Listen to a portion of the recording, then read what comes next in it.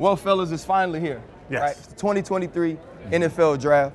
You guys both know this is the weekend where so many lives are changed. Oh yeah, mine was definitely changed. I didn't have to wait so long because I went top 10. You know that feeling? My life was changed for forever. My life was not changed, and it's not a joyous memory in my mind. Some of these young boys gonna be upset tonight, but it is what it is. Well, listen, whether you go first round, third round, or you're undrafted, the pivot is here to show people you can still end up in the same place. Yes, sir.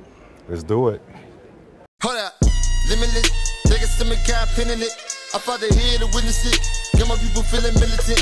Way I'm feeling got me up. On the mission got me up. Knowing me, I got the key. On the vision I can trust. Trust, limitless, take a stomach, kind pinning it. I fought the head to witness it. Got my people feeling militant. Way I'm feeling got me up. On the mission got me up. Knowing me, I got the key. It's time. Welcome to the 2023 NFL Draft. And I know, listen, don't blink. This is The Pivot, and we're your hosts tonight for YouTube and YouTube TV. They have just become the official home of the NFL Sunday Ticket, where you can get your favorite team out-of-market Sunday afternoon games right there on YouTube and YouTube TV. You said it, RC. The biggest moments, the biggest memories, and a lot of surprises. Look forward to that, a whole lot of that from YouTube TV this season. And if y'all sign up right now, you will get the best full season price of the entire year. All you have to do is click the link in the description and you get $100 off the NFL Sunday Ticket. This is going to be a great night. And you're right, Chan, man. It's a great night, right? This is a great night for so many people. This can also be a night where it's difficult for guys. We saw Lamar Jackson sit in the green room until the Baltimore Ravens and Ozzie Newsome move up into the first round, get him at 32. Geno Smith, who we had on the show at the Pro Bowl, sit all the way through the first round, right? And have to make a decision on whether or not to be there in round 2. Freddie T, you've lived a different life, right? We're here sitting at the 2023 draft, but you were a top 10 pick, but you didn't go to the draft. Why did you make that decision? RC, it was really just family, man. You know, partially family. The other part, I didn't want to be that guy stuck in the green room, you know, and with the cameras in your face. So I decided I'd rather do it at home with my family. You know, we got some food catered, just a small, quaint little situation. And I remember getting that call, though. That call was everything. You know, I had to quiet everybody down, go in the room myself. I got on my knees, I said my prayer. I talked to Coach Coughlin. He said, "Hey, son, you ready to be a Jaguar?" I wasn't going to say no, right? so with the 9th pick of the 98 draft, changed my life. I mean, you could have said no. Eli said no to the San Diego Chargers and went to the New York Giants. His paw ain't Archie, though. Yeah, they that's Archie what I'm saying. They ain't Archie boy. and my pockets wasn't Eli pockets. We needed it. We needed every bit of it. So, but it was a blessing. And it changed my life forever. But it's what I love about the draft, because right now there's so many resources on the player side with their agents, with the training, the team side, with all the scouts and the research they do, and the FBI gets involved. And it's all about hope. You're hoping that you're getting a Tom Brady and not a Ryan Leaf. So all the resources, all the finances they put into it, and it's still about hope for a franchise and for that player that he can become great. But I think, though, that's the other part. You mentioned Tom Brady and Ryan Leaf. It also shows how the draft isn't a for sure thing, that the processes and the resources and everything that you use in order to pick a player doesn't mean you get the right guy, right? Ryan Leaf was 2nd overall. Ryan Leaf was a dude that was going neck and neck to see who was going to be number 1 with Peyton Manning, who many thought was the best quarterback prospect they had seen in decades, and those two careers end up different. Tom Brady was 199, dog. Yeah. You know what I mean? Like, nobody was saying they wanted Tom Brady. Tom Brady was built like a smush marshmallow, right? He said he's standing up there. He run 5.97 in the 40, but then he becomes the greatest quarterback of all time. And I think that's what shows too, Chan, that, yeah, these 3 days are important, right? But it's what you do after that that ends up being the legacy of who y'all are. For me, RC, it's always been the intrigue. You know, I'm sure it's the same way for the fans that watch the draft. You know, the unknowns, you just never know. You know, even if you get your guy, you're all excited and a lot of hoopla and you're celebrating, and then the season kicks off, and then preseason goes and you just don't know what this guy's made of. I was called a bust in the 3rd preseason game in my career in Jacksonville. And then eventually They saw me do my thing the third game of the season, and my path, it changed a lot. If you're sitting in that room, right, you expect, whether it's today, whether it's tomorrow, you expect for a lifelong dream to come true. And let's be real, I think people miss it. It's hard to play in the league, period.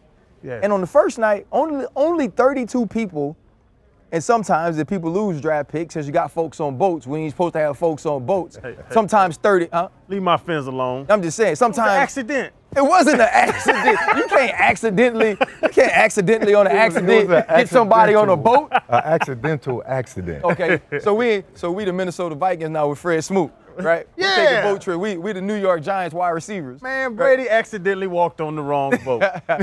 But think about this though, like even for these young dudes, and you know, it's going to be the Bryce Youngs, it's going to be the C.J. Strouds, it's going to be the Anthony Richardsons, the Will Levises, all these dudes that know they'll get their names called in the first round, but you don't know when. Yeah. Right. And so there's the anxiety that leads up to getting your name called, but it's also going to be the tears and the joy and the sacrifices of those people around you. When y'all finally got that call, what was your first thought, and who were the first people you thought about? I got my call. It was it was still 3 rounds in the first day. So I was third round. I got my call at 8 p.m. from Nick Saban with the Dolphins. I was pissed because I was supposed to be a first rounder. And that's the funny thing I tell. Like everybody thinks draft day is this great day. My draft day is not a great memory to me because of the fact that I thought I was going top 20 and I went in the 70s. So that was the letdown. Talk about the difference in the money. The money was there. I spent $1 million already. I was the dummy that got the big credit line. I was the dummy that said, yeah, send me $100 grand. I'm gonna buy this car, I'm gonna buy this. And then I really had to reevaluate it. So my draft day was not positive, but my mom crying there in my apartment, my sister's crying there in my apartment, that brought me back down to earth of what this really is and not my selfish thought of I should have went higher, I didn't go higher, I'm mad. My family brought me back down to what really changed our lives in that moment. I was pretty much, I was a little disappointed because they were saying I could have went first back, but I ended up being the second back in that draft. Who was the first back? Curtis Enos. Curtis Enos, Chicago number 3. He was top 3 though, about Selkirk. Yeah, Chicago number 3. And but things work out, like Channing says, the way they're supposed to work out. I believe I got the best deal in the draft. But to answer your question, RC, who I thought about when I got that call, everybody that was in that room. But the one person was my grandmother. You know, I remember being a sophomore in high school, and I told her, I said, baby, I'm gonna buy your house. Didn't know how, but I told her I'm gonna buy her house, get us out of the 2-bedroom apartment back in Belgrade. And when I got that call, I made beeline straight to her, gave her the biggest hug, and she cried, I cried, couldn't hold back. And Coach Coughlin was like, all right, young man, it's time to hop on the plane and head up to Jacksonville. And let me tell y'all this, I didn't own a suit. I had to go to Men's Warehouse and buy me a suit. I bought a tan blazer, black trousers, hopped on a jet, went to Jacksonville, did a press conference, and the rest is memories. Boy, you look like a frat boy from. Oh yeah, I had a turtleneck. Like you was a frat row on Revenge of the Nerds. Look, how these young guys look the past couple years and how they look tonight. I had a mock turtleneck, black trousers, and a tan you was dressed sport like jacket. You was dressed like Nick Saban. Security. Like Nick Saban on a game day. You know what's different now is back when we played, if you didn't play where your mom lived or where anyone lived that knew you or that wanted to watch you, they couldn't watch you. But now with YouTube TV being the official home of the NFL Sunday Ticket, you could catch those out-of-market afternoon games and make sure moms could see you, pops could see you, all your family. And so I think those are the things that are different about not only the outfits that we wear on our first PJ flight, but also the opportunities people have to watch the game. You know, when you get to this point, you know, and we do it in our jobs, Fred with the Jags, Chan, you in Miami, obviously me at ESPN, it's like you start to tear these dudes down so much. Yeah. You know, because we're talking about the best of the best, especially when it's this night, right? There's a quarterback who's going to go 4th in this draft. And that dude, what if he doesn't get drafted until 20? So the hell what? right? Of everybody who was in college this year, who was draft eligible, they thought highly enough of you that you were in the top 20 of that, you know, and it's so crazy because think about the competitor that Fred was, right? I'm going 9, but I'm kind of pissed. And it's not even that you pissed because you're going 9th, you pissed because you feel like I'm better than Curtis Enis. Correct. Right? Like that's what it comes down to. But if they call your name, bro, ain't no failure in that. You know what I'm saying? Now we ain't Giannis. Yeah. Right? We ain't sitting around saying you can't fail. Yeah, sometimes you fail. It's just a step, RC. Right, but it's just a step. But it is no failure in that, man. Freddie T, for you being a first rounder, what was the pressure like to understand that people are putting their hopes and their dreams on the legs, on your shoulders, on your brain, that there's a level of talent there that changes the fortune of not only you and your family, but them and their family as they're part of those organizations? Let me say real quick, RC, another reason I was upset is because I grew up, the reason I got into football was Walter Payton. He was a Chicago Bear. You know, and visiting them, they said it was a possibility, but they wanted a bigger back in Enos. So that was a little bit more of the reason why, because I wanted to go to Chicago. Yeah. Walter was my idol. So but you thought Curtis Enos was better than you then? Of course not. Okay, because he was trying to say it like I misspoke. Part of the reason. Part of the reason. But no, the pressures, I didn't feel that pressure. You know, I just want to get to the next level and play. I know compete. You know, I know I was going to get in the NFL and do something different. What I wanted to do was go to Jacksonville and just break all of the records. They hadn't had a 1,000-yard rusher. James Stewart, who was a good back, obviously they drafted me, so it wasn't pressure. I just felt like, here's the competition. I want to get there and show them that this is what I got. This is what I bring to the table. So let's make magic, and that's what happened. You talk about the pressure and the mental toughness of a player. The NFL draft season is the first time you get micromanaged, picked apart. Because you come out of high school, they tell you everything good because they're trying to get you. They need you. When you're in college, they want you to start and be on their side and now not transfer. So they're always kissing your butt. The NFL, every one of these players, they look through their strengths, and in the bottom, it's always weaknesses. And I think it was the first time in my football career throughout the draft process where I would sit and really look at every breakdown and every criticism of me, where I used to be real positive and always look at the positive because they're looking at it. And it's their job, because now you need them to get this check. And I think that transition from being wanted and being, you know, just coddled up to we need to keep you here, we need to make you happy, to the NFL.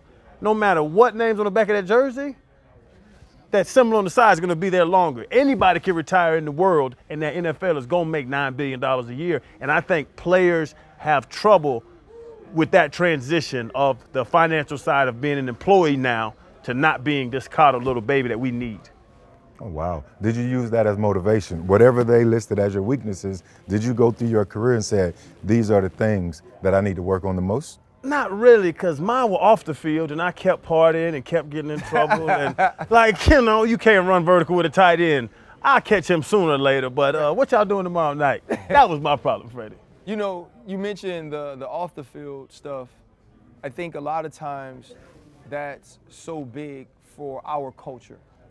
You know, I can remember being in life skills meetings and having the Casey Hamptons or some of these other guys who were first-round draft picks, and their parents, they wanted to retire their mother. Yeah. And so they did. They wanted to give their mother homes. They wanted their mother to never have to think about a dollar or a cent the rest of their lives. And that now, it doesn't become your burden because you don't see it as that, right? That's a rite of passage. Yeah.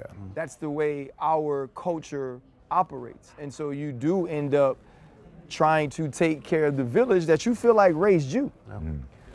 When you look at some of those responsibilities, right? Some of the people you feel accountable to, how do y'all think those things weigh in to the pressure that's put on you to excel, because it's not just about you anymore? You know, RC, man, look, pressure is obviously what you make it. You know, when we spoke to Bryce, he said pressure will define who you are. And for me, man, I didn't put that extra pressure on me. you know, people always say, oh, Freddie, you're laid back. This has always been my demeanor, even as a player. Now, when game day came, that was a pressured situation because I wanted to do my absolute best. But in terms of the people that I knew I was going to take care of in my life, you know, I just felt that I didn't want to fail them, you know, much like I didn't want to fail myself. So, but pressure, no pressure at all, man. I just did things easy and wanted to do everything right on the field, more so than off the field. But the off the field caught up with my production on the field. I think a lot of guys, the off the field gets them, to answer your question. Yeah. I think the going from being a child in college to now paying mortgages, paying bills, finding mortgage rates, just the simplest things that we know as grown-ups we have to do. You're giving these 20-year-old, 22-year-old kids $20 million, and they have to figure out how to be a millionaire, how to be a grown-up, and how to make it on the NFL squad. And I just see as guys come in and you talk about the bust, you know, the bust category, and you talk about the overachievers and underachievers, as you look back and see different levels of players, if you look off the field, the guys that were achieving seemed like they had the things figured out. They had somebody helping them. They had their life coach working with them to teach them how to be a grown man as you're trying to teach a guy how to play with grown men as well. I think the off the field gets more guys in actual transition on. Yeah, and you got to think about this too, right? You go from being a child to being a young man who, if you played for Nick Saban, your life, and then for a lot of these college coaches, your life is regimented for you. You know you're going to have mat drills in the off season. You know when you're going to be in training camp. You know what the summer schedule is and what summer school is. You have all those things, and then you go do football for 20 hours a week. Whereas when football becomes your job, your other job becomes taking care of yourself, right? We go from being, quote unquote, not even an employee. You go from being an apprentice to being the boss, right? The boss of you, the boss of that brand, the boss of that player, the boss of that husband, the boss of that father. And those things, I think, are just as, or are honestly more difficult, because to me, that's actual, like, that accountability to me was more than football. Yes. Right? Like, I loved football, and I felt like I wanted to give football everything I had in it because I understood what football could give to me, what football could do to me. That doesn't outweigh the responsibility to take care of my kids. Right? That doesn't outweigh the responsibility of making sure Yonk got everything she needs to make sure every bill is paid, everything is done. And that was hard for me. And also, too, fellas, like, learning to say no. Yeah. That's the biggest thing. You know? That's the biggest thing. You know, one thing is becoming the boss of yourself. You know, figuring out and defining what your structure is, creating certain habits and routine that are carry and push you along the way. Those things, like Channing said, the guys that got it early, those guys excel a little bit faster on the, a little bit better on the field because they don't have that additional baggage, you know. And the guys that don't, they just want to party and hang out. You know, you'll see that when it comes Sunday or throughout their career where they're not doing as good as they possibly could do. So I think once you learn how to become the boss of yourself, learning how to say no to even, you know, temptations that you might have. So I think once those guys get that part of it figured out, they will be the consummate pro, will have amazing careers, and the longevity, the longer you play, you increase your odds of getting more contracts, you know, getting closer to more Pro Bowls and All Pros, and eventually being a Hall of Famer. And once those guys figure that part out, they're all set. I think when you get to this point in your life, you kind of think that this is what you've always dreamed of. The trick is not feeling like you made it. Yes. Right? The trick is not having that entitlement. He preached. And when we talked to Bryce kept saying that, right? I'm not entitled to anything. I know what I've accomplished, but that doesn't mean I walk right in and I have to be a leader. It's about what I do going forward. But when you put so much into this, and like, I wasn't good enough to say to myself, I'm gonna get to the league, right? Like, I knew every day was a grind, every day was work, every day. But I just remember, man, for me, it was the second contract, right? It was the Pittsburgh contract. Because when you don't get your name called and you're constantly fighting for respect or fighting for people to give you some sort of validation that, you know, yes, I am worth it, it takes that other team to come in and say, we're willing to give you millions of dollars to play this game. Because it's something I never thought I'd get, right? And I just remember, man, riding in the back of the car, I called my mom and, like, I just cried. You know what I'm saying? And I wasn't even at a point, like, I still work now. I wasn't at a set, I don't never have to work again point. Right, but I was like, dang, like somebody like actually wants me, right? Like somebody called me, put me on the flight, spent the day with me after they spent days with other people that play my position and said, yeah, man, out of everybody, at least out of everybody we've had a conversation with, or everyone that we see a mutual interest in, like it's you, right? I would have to imagine like for these dudes, you get that feeling in spades because it's it's thousands of kids, millions of kids who played in high school. Yeah. Right? The thousands in college, and they called you? Yeah. Like, I just don't even know, like, what answering that phone would be like. But Freddie T, what do you say to, like, young dudes that reach a point that everybody wants to get to say, you know what, it's not over? Because as we've seen recently, it could go from somebody moving up to the 32nd pick of the draft to get you, and now you got 260 with 185 million coming like a dude like Lamar. It is something beautiful, man. The 1%. You said it. Of all the people in the world, 1,600 guys in the NFL, it's the 1%, right? You know, just these young guys, man, you can't have that sense of entitlement. You can't have that feeling of, I made it. You know, you might look at it and say, thank God I'm here. It's a blessing. But I always felt like at the end of your career is when you look back and say, you know what, I did that. I made it. You know, and I hope and pray that a lot of these young guys will develop that mindset. But it's good to take a moment to take a deep breath and just, you know, look at the entire spectrum and say, man, yes, a lot of hard work done paid off. I'm here now, but I got to reset myself and do more work. And I got to be the best of the best of the best so I can get that next deal and I can do this for my family. I can keep going, and that's what it's about. And fellas, it sounds good, and I understand what y'all are saying. And, you know, you asked for advice earlier. Like, what would I say to some of the guys? What I would say to some of the older people or the circles around these players, don't look at it from your eyes. Look at it from the player's eyes. Because I remember, I knew I was getting drafted. I knew I was getting millions. And I knew it. You sit there on months. Okay, I'm going here. I'm 8 million. Here, 4 million. But I'm going to make some millions. Then you see $1 million check as a 20-year-old. You talk about crying. I laughed. I cried. I called my mom, my sisters, cried again, went to the bank, sat outside the bank, didn't know if I could put this big of a check into the bank. You know, like, right. So people want to say, oh, they're irresponsible. They don't do this. They don't do that. They're 22, 23 years old. We're looking at it from 40-year-olds' perspective. But at that age, I remember back, and I'm the guy that I tell my stories. I was not ready to have millions of dollars. That's why I got in so much trouble. That's why I wasted so much money.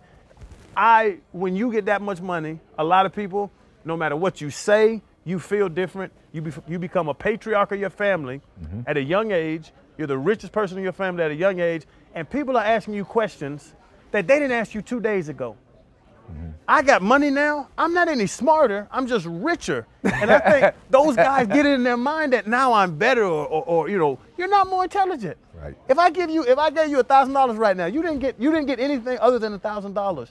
And the family around those players put so much pressure on them. So that's why I say the off the field pressure is bigger than what I think people give it credit for. Yeah, and that's the part of being a professional, of being an adult. And it's going to be really cool that when we get to sit down with these young dudes to just chop it up about what that moment is like when you realize, hey, I'm the boss of me now. The draft has already been crazy, right? Bryce goes out the gate, #1, which we all expected. People were sending up smoke screens, right? Then the Houston Texans, oh, we're not going to pick a quarterback. They come right back with our dog, C.J. Stroud. Yes. Right? Then they come right back. Right. They run it right back, and they get Will Anderson. So now you've gotten 2 of the top 3 players in this draft right out of the gate, right? And so now, when you're the Indianapolis Colts, they need a quarterback. They go with your guy's guy, AR, Anthony Richardson from the University of Florida, who many people are saying is a project, but we all know that he's an absolute dog. And so I look forward to getting an opportunity to sit down and talk to all of these dudes. Right. And the Texans, RC, I shouldn't be applauding that move because they're in the AFC South, but man, you get the quarterback you wanted, and you get the lineman you wanted, and Will Anderson, he's going to change the future for that franchise. Both of those guys will. I think that was a great move. Those top 3 positions you need, you got 2 of them in the first 3 picks. Yeah. Now you go get you a tackle, because you know it's left tackle. Got Laramie Tunsil already. Edge rusher, you got quarterback. Yep. Them 3 are the biggest positions in football, and you just addressed it with an all-pro tackle already. Yeah, and so you also have to think, too, the way this team is built down the middle. You get Petrie last year, who was the second-round guy to play the safety position. I thought he played at a Pro Bowl level. If Derek Stingley is healthy, right, you got your back in Pierce, who was a 4th-round guy who shows up and becomes a Pro Bowl caliber player. So if you're the Houston Texans, you not only got your quarterback, you got your edge rusher, but you got your head coach. And a guy like DeMeco Ryans, who ain't on one of these 1-year, let's fluff it around deals. He's on a deal that's going to keep him in Houston for a long time, and you've already given him his franchise quarterback to start his future with. I love DeMeco. Do we know if he can be a good head coach? Because that was going to hold CJ back, that will hold Will back. You know, I love him to death. I know he's a good DC, but it's a different monster being a head coach. I don't know if it'll hold Will back because he has his Bosa. He has his Bosa. He's going to be what Bosa was in San Francisco for DeMeco. So I think he wanted that pick. He wanted that defensive guy to set that foundation for the future, what the Texans defense is going to look like, and then build around it. He has his guy, and I'm rooting for DeMeco. It's just that they're in the AFC South with my Jags, man. But I love the competition, and I think the South just got better across the board. And don't forget, though, DeMeco Ryans comes from the Kyle Shanahan tree now, being a defensive coordinator there. You get your offensive coordinator who's also of that lineage. Think about, we're going to run the football first. We're going to play physically, defensively. You get your rusher who's the dude that puts you in the mind of that Bosa, the way that they've gotten at the quarterbacks for DeMeco Ryans in San Francisco. And if the system stays the same, we have to remember, this is a system that Jimmy Garoppolo went to a Super Bowl in. And a guy like a C.J. Stroud can absolutely do those things. Going to be fun, though, to talk to Bryce about him and his homeboy going 1-2. Standing ovation. Congrats, brother. Congrats. Congrats. Congrats. You guys. You're going to be right there. Congrats, my boy, man. Thank you, thank you. So we talked to you before the draft. And you said it did not matter if you win number 1.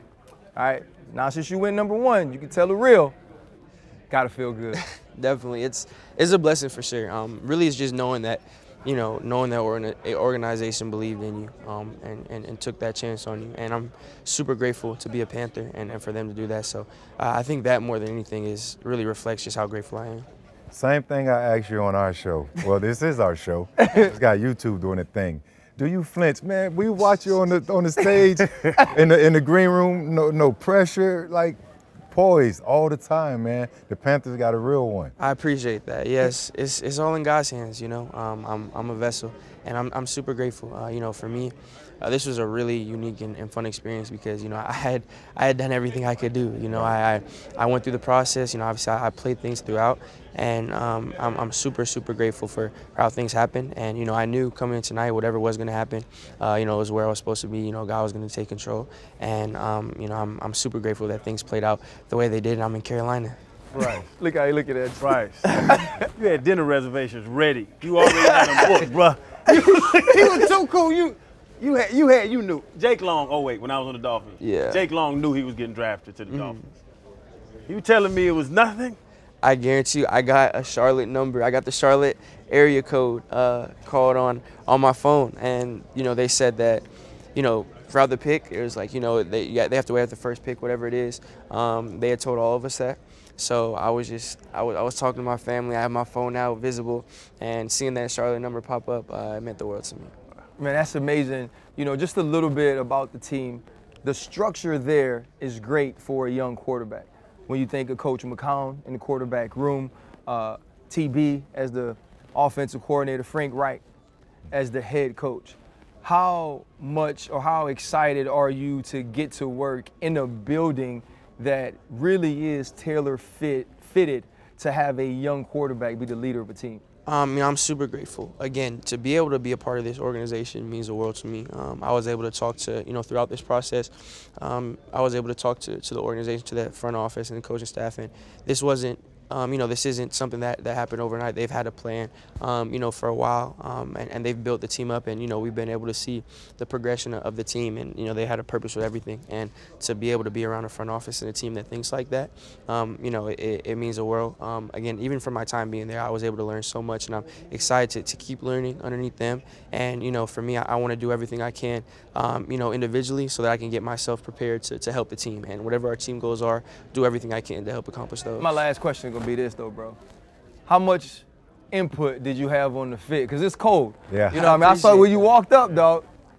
How much input you have now? On this? Yeah. Like, it was my fit. I mean, I had help. Don't get me wrong. It wasn't just me. I'm definitely not saying that I had a lot of people. It was a committee, but I mean, I didn't just blindly put it on. I kind of had a little bit of say in it. But I definitely had people help me. I have a great team behind me that helped put together. It wasn't all me, but I was involved. I'm just saying. Hey, look. Hey, but you know him. He can't ever take credit for anything. He's about to say, this is all me. No, it really wasn't. It really wasn't. No, it really wasn't. Shout out to Saint and everyone who put this together and helped me with it.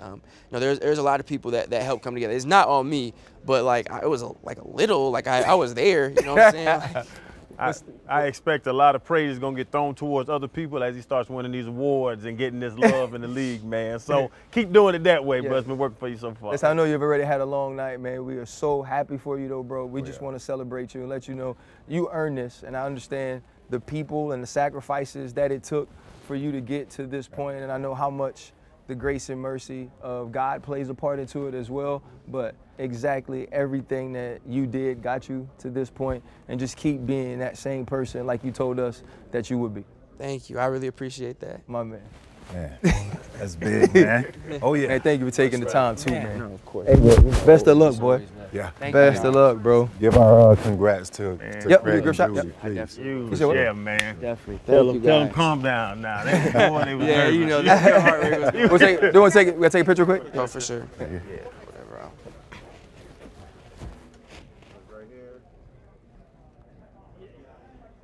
Wow. Dog. And we look, I was like, look, he don't even care, man. He was just sitting there chilling. I'd have been nervous as hell, bro. Say those nerves, got nerves of steel, man. Yeah, That's awesome, brother. I'd have been nervous Ooh, as hell. he's That went high. He went high. He's tough though. He's a really GOAT, man. He was at Mississippi State, so I've watched him a lot on film. He can go. He's got all the tools to be He really the one that picked off the screen. That's the one I said was light, but super instinctual. Super instinctual. When you bro. hop He's on the tough. PJ, when you out of here. I think we're in the morning. Oh, yeah? We're in the morning. Enjoy it, man. Yeah, man. Man, That'll be cool. that's We'll be something. checking you out. Oh, yeah. Check you out on NFL Sunday Ticket. Thank you guys. I love Thank it. you. Thank you. Be good, baby. Appreciate you. Thank you. my boy. Having that conversation with Bryce is just one of the conversations that we'll get an opportunity to have tonight. You got to think of a guy like Jalen Carter if he gets to sit down with us. And I believe even above Will Anderson was the most dominant defensive player, maybe player, in the entire country at the University of Georgia this year. But because of some off-the-field stuff, he's seeing himself fall. Right? Arizona trades out of 3. Houston gets that pick. They trade back up into 6.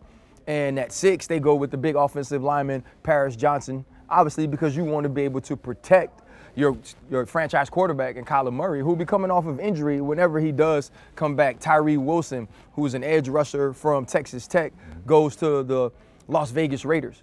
That dude's not a better football player than Jalen Carter. When some of those things happen off the field and people start to weigh those into the evaluation, Channing, how do you think that affects a young man? And also, in what way should he internalize that and grow from that? Because now the microscope is going to be on him from this point forward. Yes, and I was a guy that got knocked with behavior, getting arrested in Gainesville, out there fighting, partying, hanging out and stuff. And the character issues came up when I was at the combine, and I'm going into these rooms. I'm hearing other people talk about, they're talking about X and O's and they're breaking down film and, different things about football. With me, it's always, what's the problem? What's your problem? What's your problem? So now I'm fighting from behind on everybody else, on Odell Thurman, who was drafted with me, DeMarcus Ware was drafted with me, Lofa Tatupu, all these guys that I'm competing with for these spots.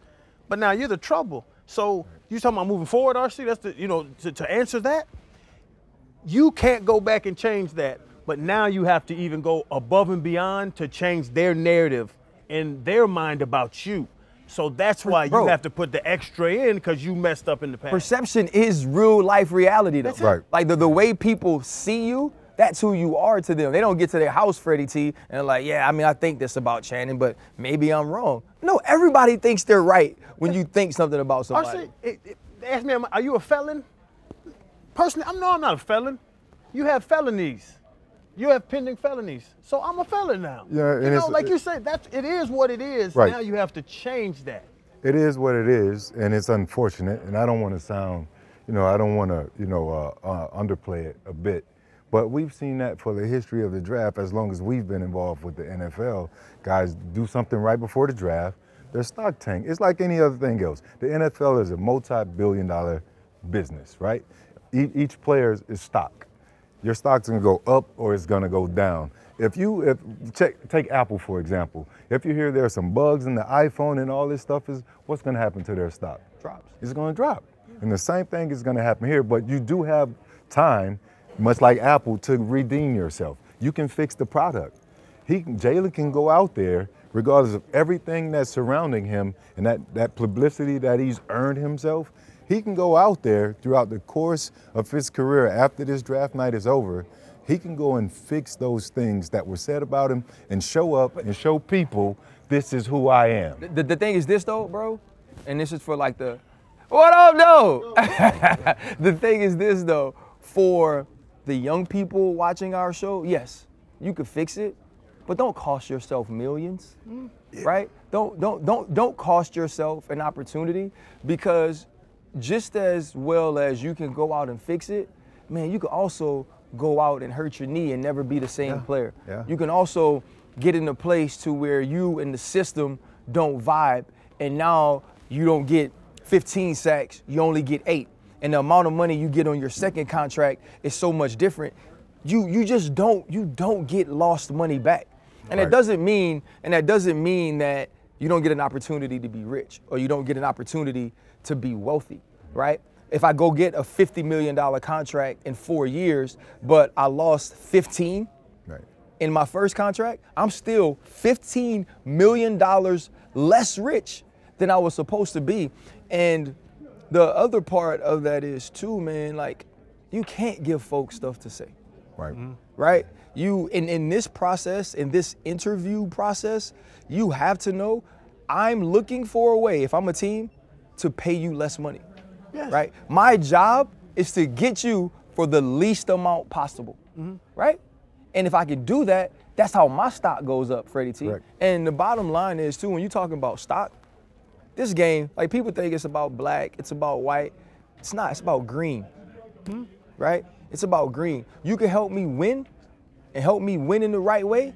I want you to be a part of this, because the more I win, the more money I make. Yes. But if you're not available, if I think there's a possibility that something that does not have to do with football will make you unavailable to me, I can't make that investment in you. And I think that's the thing that people have to learn. A team is a race car. You want the best carburetor, you want the best exhaust, you want the best pieces to get your race car flying down to win. They want to win. So every owner, his goal is to win a Super Bowl every year. Let me get the best pieces. You're a commodity, and it sounds so crazy to say, but if you can understand it that way, young players, I would have approached it better if somebody explained to me in that way. You're just a cog to a big system. Make sure you're doing that and not causing anybody to question you here or on the outside, when you go home, when you go, back to wherever you're from, and give them that doubt in your mind, like RC said. But there's always that one team that closes out the outside noise, and they go up and they take advantage of that player slipping down, and they pull the trigger, and they say, this is our guy. Yeah. And they're betting on potential and that this guy can change. You have to look at that when you're looking at these players in the draft, because regardless if players are, there's so much pre-draft hype, right? And they're projected to go here, here, and here. And guys slip all the time, regardless of if they've been in trouble or not. Guys do slip, and those guys, they land somewhere, and they say, all right, this is where I am. The biggest thing I take away from all of this, RC, is what you said. One, because he is going to learn from it, but don't give money back to the business that makes you fight so hard to get it. Before Chan goes, though, think about this. You know, Freddie T, you mentioned it's that one team, but what happens is the averages start to look better for you, right? Yeah. Because if I draft you at 1, now it's 1,000 to 1,000 to 1, right? When the stock gets a little closer, when you know what I'm saying? When the odds get a little closer at you 12 now, you know what?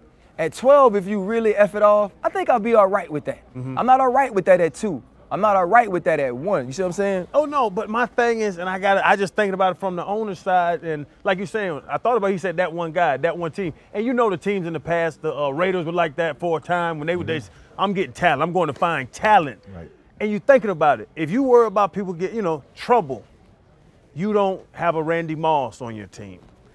You know, speaking of Jalen, like think about the guys, and we know him, Freddie, you said, okay. it goes on in the league all the time. Chan, Think about the guys that have messed Randy up. Moss now. went 18th? Is Randy Moss, bro, is Randy Moss the 18th best player in any draft? You could dang near do the all-time draft of every NFL player that's ever lived, right? And Randy Moss dang near wouldn't be 18. Right. He'd definitely be, if you pick a receivers, he won. I'm talking about just based on talent, right? Oh, yeah. The career is Jerry Rice. Clearly, he's the GOAT. Yes. But if we're looking at receivers on talent, we're going to be like, shoot, we're going to take this Randy guy, this Calvin guy. Looks like he could be pretty dang good, too. Yeah. But you know what I mean? So even Randy Moss, who talent-wise was surefire Hall of Fame, goes 18 because of those things. Lost the millions he could never replace. You know what I'm saying? The decisions he made in college. For these young boys just to know they are watching. But, hey, yo, but ain't it like anything else though, bro?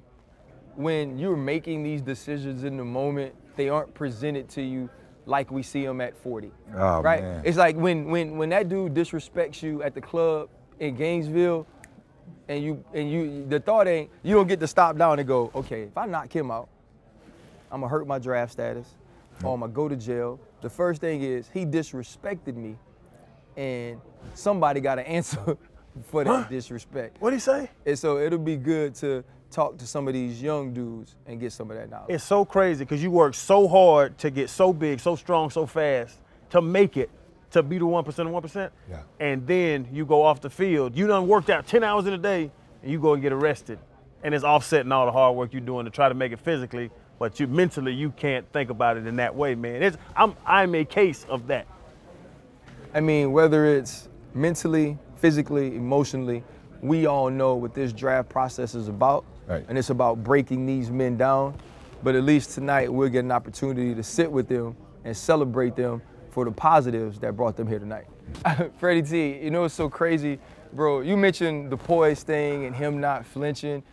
Dude is the exact same. And listen, I ain't stupid, y'all. I ain't thinking that he was gonna get drafted first and then all of a sudden become Aaron Rodgers, right? And start being philosophical and talking about going on darkness retreats. That's not what I'm saying, but just the same mindset that we've seen from his first year at Alabama to now, to even after being drafted, is just that show of gratefulness, right? And you're talking about a kid, he's 5'10", he's 204 pounds at the combine, who was just solidified as, nah, man, you're the best player or the #1 player in this draft. And I think just the way he still interacted with us was great to see. Yeah, I think Charlotte, the Panthers, they got a real one. Yeah. You know, they're gonna, hopefully he's a great one. You know, just everything, you know, you evaluate guys on the field, right? And then you look at what they do off the field. And I think what he does off the field is just as tremendous as what he's done on the field. And that humble approach, and, you know, they say, all right, you can't just flip the switch. I think Bryce is going to be one of those guys who can. He's going to be able to turn it on game day, and also be able to come back and be, you know, as soft-spoken and humble, but also be a great leader in the locker room. So I think he was the best choice for them. I think like Willie Beemans don't work out in the league. Really, you know what I'm saying? I love that. I love that. They ain't gonna even smell it. that, you know, throwing the parties, you know, Shark LeVay cutting the car in half. Like, I just don't think Willie Beemans make it. I think you can have wild corners, you can have crazy linebackers off that position. Nut guards. Yeah. Your quarterback, any successful quarterback you've seen, like you're saying, has that thing together, locked in, leader of men. So Carolina got him a hell of a look. And you know what? You know what's so crazy? You have Bryce, who has all of the film, all of the intangibles, and the things that you point to and say, this is what your quarterback is supposed to be. Then 3 picks later at number 4, the Indianapolis Colts draft Anthony Richardson, who I said today was basically weird science, right? And I told everybody I like the movie because they put Kelly LeBrock in a machine as a doll, and she came out in a crop top and underwear. And I was like, well, this is a cool movie for a kid. You know what I mean? I feel like with pause that scene. Every time. I feel like with Anthony Richardson, though, it's like if you put Josh Allen's arm and you took Cam Newton's body and you used Lamar Jackson's speed, like this is the dude you got. And in this new age of football, that's something that you could work with until he gets the rest here, until he gets the experience. And so I think it just shows you it's more than one way to play that position physically. Oh, yeah. And I told y'all when I met AR at the spring game, first time I ever met Anthony Richardson at Florida spring game, you hear the size, you hear the height, you hear the weight. Then he walks up behind you and you don't know he's there, and it feels like a shadow is laying over top of you. Just a big human being, but also not a lot of football has been played for him. Correct. His big greatest years are in the future when he gets some great coaching. You bring up Josh Allen, very similar to him. Small school, didn't really know. Brian Daboll gets there and he takes off. I honestly believe Anthony Richardson is going to be that guy. Get him with a good coach for a couple years, it's going to be wild. When you look at the grade sheet on AR-15, when you look at the grade sheet on Anthony Richardson, he has as many strengths as he has the same amount of weaknesses. And this is because people think he just tested out. He didn't play a lot. So it's a lot unseen, so they don't know what they don't know, obviously. But I think he's going to be in a great situation. And I think the one thing that I'm anticipating the most from him is for him to really go out there and show them the type of competitor he is. Unlike myself, there's a whole lot of Hall of Fame talk. Freddie should be in the Hall of Fame. I didn't go into the NFL with that mindset. He's already said that. He's already said it. He said, I want to be a Hall of Famer. I just wanted to get drafted, get a big contract, take care of my family, and play football.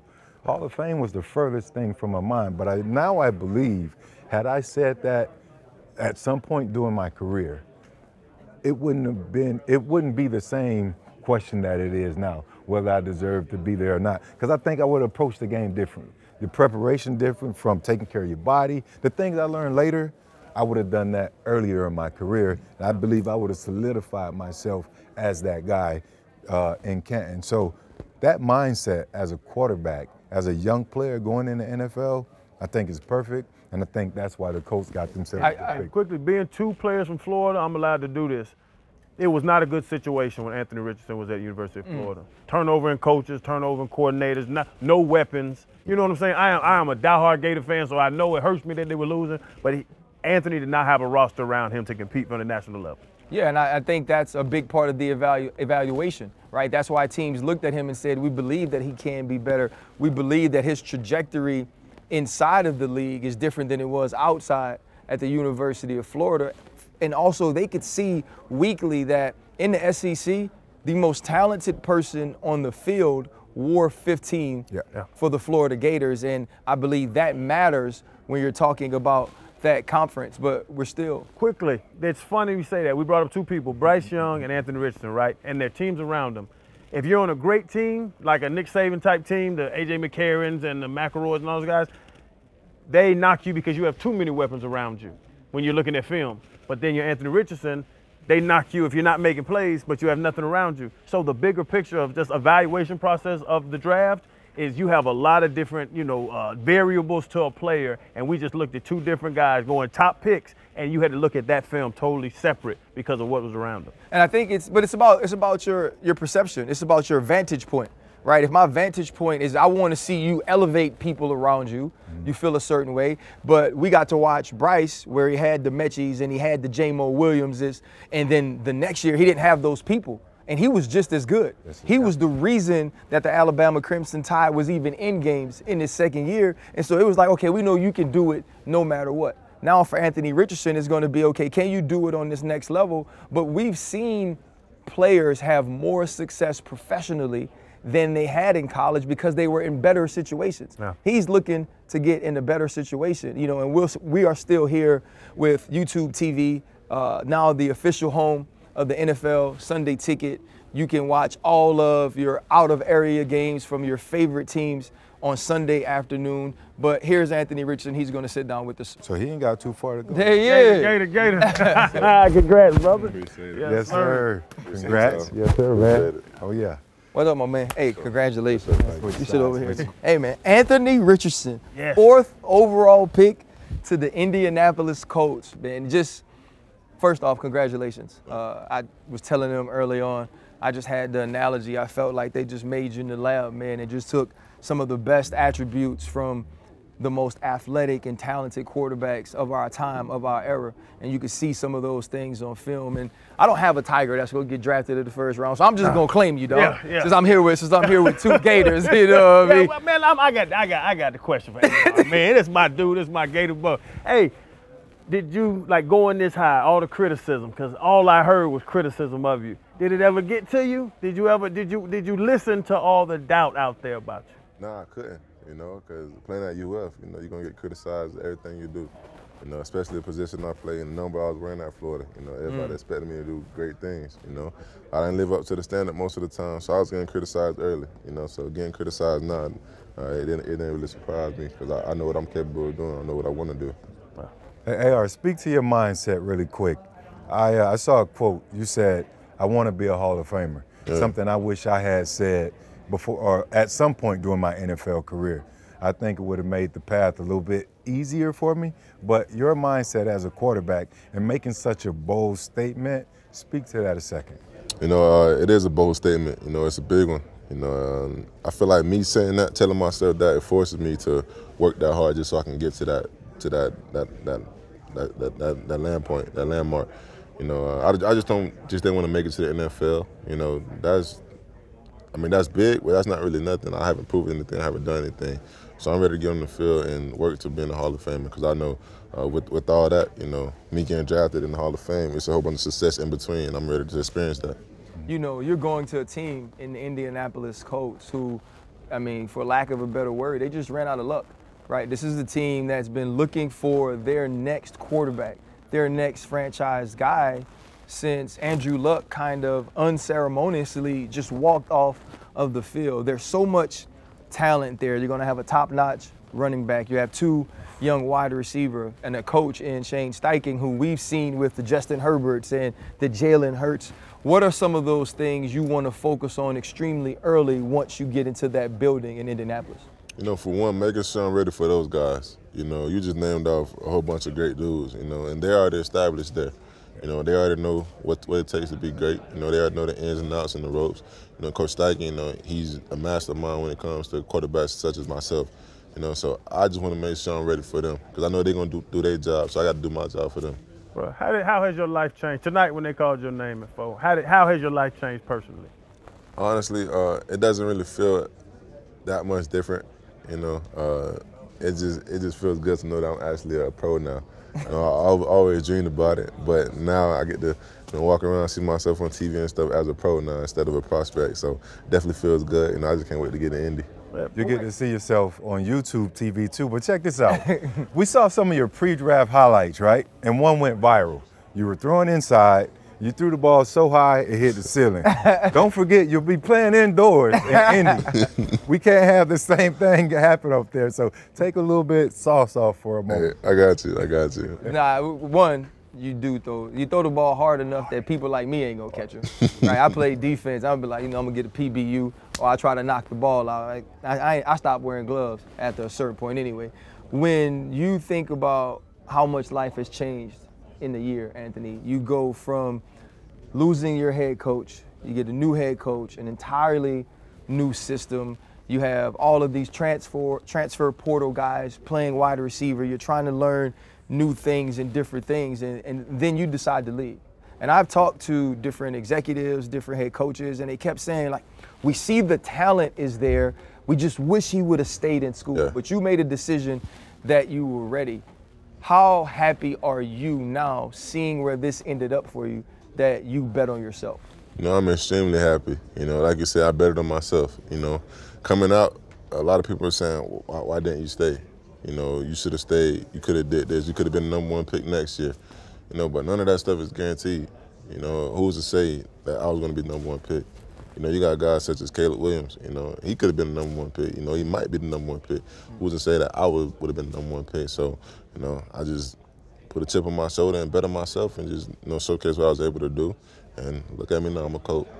Hey, Brian, what went into your decision to leave early? Because I left early as well, and I had to get out of the game, so they're going to lock me up forever.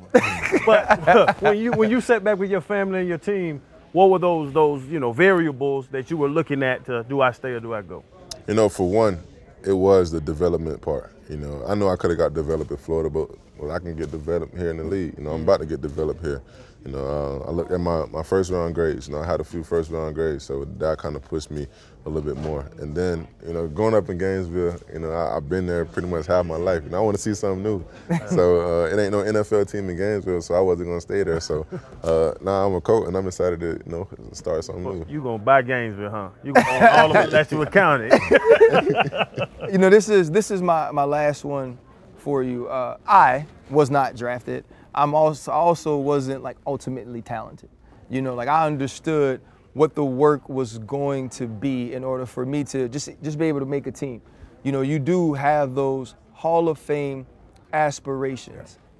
This process is about learning about the negatives, right? Like I told him, I said at the combine, I said, I'm telling you, I said so much talk is going to be about Anthony Richardson once we start to get to know him. And then I heard from all these coaches, he blew us away in the meetings. He's such an intelligent player, which were things people were trying to disassociate from you and just make you an athlete. Being that smart, cerebral player, when you look at yourself as a player and as a man, what are the things you believe are most important for you to work on now? You know, for one, continue to know who I am as a person. You know, that's the main thing. Remember what got me here. You know, just because I'm in the league, I don't mean, you know, I made it. You know, I haven't proved anything to anybody yet. I haven't even put my first jersey on yet. So I still got a lot to prove. But, you know, just get in the playbook, you know, get familiar with my teammates, get familiar with the franchise, you know. Just be the best version of myself that I can be. But number one, just remember who I am.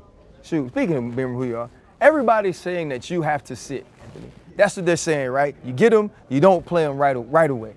And I'm going to ask you, and people going to see it, do you want to be the day one starter for the Indianapolis Colts? Yeah, of course. You know, I don't think they picked me this early for me to sit. You know, I plan on coming in and playing. You know, I don't think me sitting behind somebody is going to, you know, help me learn as much as people think it is. You know, I feel like me being on the field is going to help me make those mistakes that I need to make so I can be the player that they want me to be. You know, sitting behind somebody, I'm just going to take notes and just watch. You know, that's not going to help me be the player they want me to be. I got to be out there making mistakes myself and trying to get to the level I want to get. Man, I love it, man. Can't wait to see you do it, my boy. Yes, sir. Appreciate you. Yes, sir, man. Congrats, Yes, dog. Thank you. You clean, too, though. Appreciate that. That's right. Congrats, Hey, guys. y'all Tigers on Well the deserved, man. First off, you got on women's pants. They got you looking right. Oh, yeah. Man, he got on women's pants and he talking. ain't fresh. That's girl pants, bro. That is, girl pants. those are for females. Debo, that's a female. that's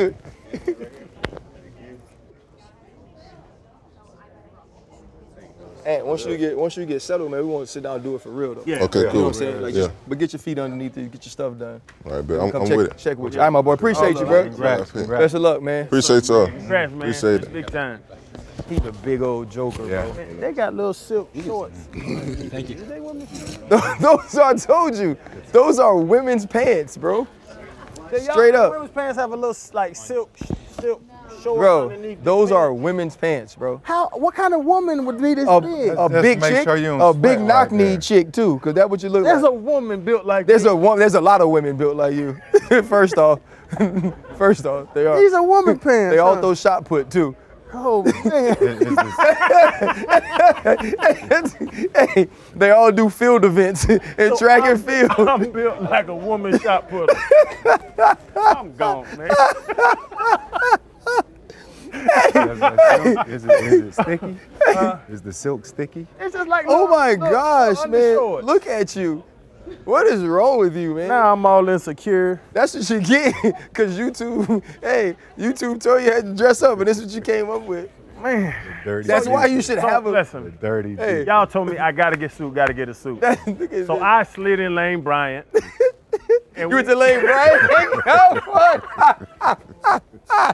Y'all don't never shop in Lane Bryant? No. Man, they got some Lane fire. Bryant. Yeah, they got some fire in Lane Bryant. Yeah. Nah, You know Lane Bryant. That's Lane Bryant right here. That is not Lane Bryant. This guy is something else. Hey, my stomach hurts. Oh my gosh. Whoa, I done walked off that stage. Hey, when you walked in, they was like, he's stupid. He don't know. They was like, he don't. He's like, hey, they was like, you can tell he don't wear suits. We gonna give him whatever he wants to. I said 42-36. Come on. Hey. He knew something we didn't know. Oh my That's gosh. how well he's coordinating with the backdrop. Oh, You are perfect. that is man. not what The happened. little Don't back worry about flap, that. the little You are back perfect. flap like Hey. a You're perfect. little Scrooge McDuck back flap. Hey, they got, hey, they gonna have to use some artificial intelligence to fix this, man. Like I don't want to be associated with this for the Oh, tenure man. of YouTube Sunday Ticket, NFL Sunday Ticket. They Y'all go, need to hey, get- y'all need to get some of these silk underdraws Hey, in they y'all gonna be like, man, I'm gonna tell you what, NFL Sunday Ticket ain't paying learned how nothing. to- Channing had to have a girl pants. I done learned how to twerk. Making it clap. That's still holding that jelly. Oh my gosh, bro. That jelly I don't move think. like this with that Hey, silk on I it. don't think. Hey, oh, I'm excited to see Anthony Richardson play. I think the other piece of it that was cool is I wanted to hear his thoughts on sitting versus playing. But he was the third quarterback drafted. The Houston Texans got C.J. Stroud with the number 2 overall pick, which I believe he deserved to be. I thought Bryce was the consensus number 1, but I thought C.J. should have been the next quarterback taken, and also moving up to get Will Anderson. If you're DeMeco Ryans and you sitting in H-Town right now, you dang near want to go throw a party where James Harden jersey hanging up at the strip club, right? Because when you think about being able to get that sort of haul in your very first year as a head coach, Chan, to get the quarterback and the guy that chases or sacks the quarterback, that's huge building blocks to a future playoff team. Man, y'all said it. Where DeMeco comes from in the 49ers having Nick Bosa. It makes everybody better. You know how it is. Them old Steelers defense with them boys coming off the edge. And that's what it gives him. For you to have that outside guy, easier on the corners, easier on the backers, easier on the D tackles. They get one-on-ones because now you got to roll that way. So as a defensive-minded guy, you knew they needed a quarterback, but for him to jump back up, the Ryans and the Texans to go get that defensive end, you have two of the 3 biggest positions in football, and they already got their tackle. A+ grade, A++ grade. I think it was great what the Texans did. And again, like I said earlier, I hate it because it's the AFC South. It made them that much better tonight. But I think what they got, the best thing they got is the leader in C.J. Stroud. The way his demeanor is, much like Bryce, same person, same great player, same high confidence, can sling the ball, great deep ball passes, and he's gonna get there and command the locker room and make each of those guys that have been in the locker room, that haven't been used to winning the past couple years, he's gonna demand greatness from them as a young guy. We've seen it. We've had him on the show. We've seen his demeanor. And I think he's the perfect pick this year for the Texans.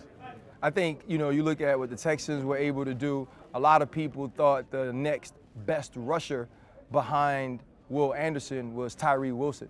You look at already having Max Crosby, who's a big friend, and that's our boy from the show. Now you have Chandler Jones. You add somebody young like Tyree, you get him there from Texas Tech, already experienced. Oh, shoot, there he is, right there. Yeah, But, okay, then. I see the fit, man. Yeah. I see the fit, dog. What's happening with you, Yeah, man? chilling. Good to see What's you, up, bro. man? Congratulations. Yeah. Appreciate it. We're Appreciate gonna it. take that corner right There there, you go, big right dog. there. You I'ma take slide over Freddie here. TC, man. We We talking about surprises we gonna get all night.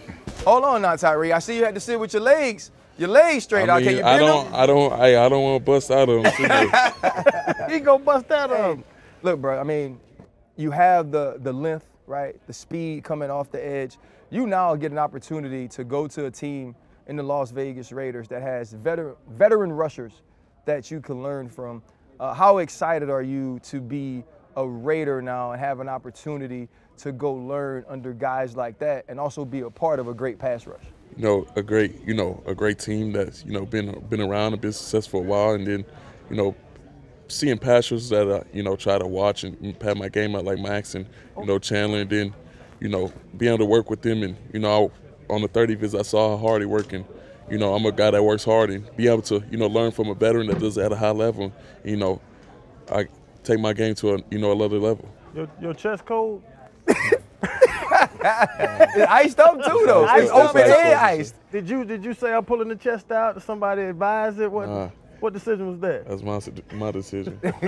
Through this whole process, man, talking about decision, through this whole process, from declaring the leave to now getting drafted, what was the hardest part? The hardest part? Man, hardest part was probably just the back-to-back flights. That's the hardest part, really. Just that not knowing where you're gonna go, and now finally get to a team. You calm down, the nerves calm down, and you just back to work. Hey Ty, take us through that moment when that phone rang, and you picked it up. What was that like? Man, I wanted to play, for the Raiders. So when I got the call, it was a lot of excitement. It's hard to express. I saw my family just burst out, and that's what it's all about. That's why I came to the draft. It's a different experience, and I want them to experience it with me. What were the Raiders your childhood team, or you wanted to play for the Raiders during this process? During this process, I play for the Raiders. I always saw myself there. It was only right. I've been a Raider all my life, pretty much, from high school. So it's a great fit. You're a guy that's going to college in Texas. You've kind of had those roots. When you think about now becoming your own boss and being a young man that not only has to acclimate to the game of football at the pro level, but you're living in a city that never sleeps. How do you think you'll be prepared to handle that part of the NFL? Really, I feel like it's a lot more. I always see myself. I want to get to Hall of Fame, so it takes work, and you gotta be focused, and there's gonna be distraction anywhere you go, and you gotta know what you're about, and what's my why. It's my family, my brothers, and the organization. So I'm gonna get them what they need, and keep working every day. Don't get a big house. Because people gonna come stay with you all the time. In Vegas, for Miami. sure. Everybody. Hey, what you doing Memorial Weekend? Nothing with you. Man. But it's gonna be tough because I go to Vegas now and that crazy. Yeah, he lose it. I'm 40. Yeah. I'm gonna tell him text you. But man, first text me. I hit you up. I got some of them big ass shoes too, so we can wear it together. Hey, but honestly, man, just watching your tape, you have the potential, man, to be one of the greats. Take advantage of being in the building with those sorts of pass rushers from the top with Josh McDaniels, what Mark Davis is doing there. You've seen the facilities. They want to win. And if you go there and win, man, and you wear those colors, you do have an opportunity to go from the silver and black to the gold jacket, man. So congratulations, best of luck, and make sure you keep that why as that priority, because that'll make sure you stay on the straight and narrow to what you want to do, man. All right, appreciate it. My man. Appreciate Thank you, bro. Dog. Hey. Ooh, you clean though. That joint is clean. I know. I would hate that joint is clean, boy. Big too. Congratulations. Tyree, did you pick the fabric? Or did you pick the? I take picture. Oh, yeah. Did you pick the fabric, or you let that joint hard? Yeah. You gonna cut them off when you get to the house? Chad, he little boy me too. He put his arm know, around me. right? He wrapped it on all the way Yeah, he down. little boy me. Man, you think about the position Tyree gets to be in. Mentioning Max and Chandler, a team that has great pass rushers. And so now some of those little things that you just don't learn by yourself, you got somebody doing those things. And we watch Max work, right? It's 100% nonstop. So he's going to raise the level of the expectation of your output each and every day. And in doing that, you can't help but get better. I think he has the best of both worlds, RC. He has a savvy vet, in Chandler, which is great. He'll learn a whole lot of great moves. But in Max, he has an extreme hard worker.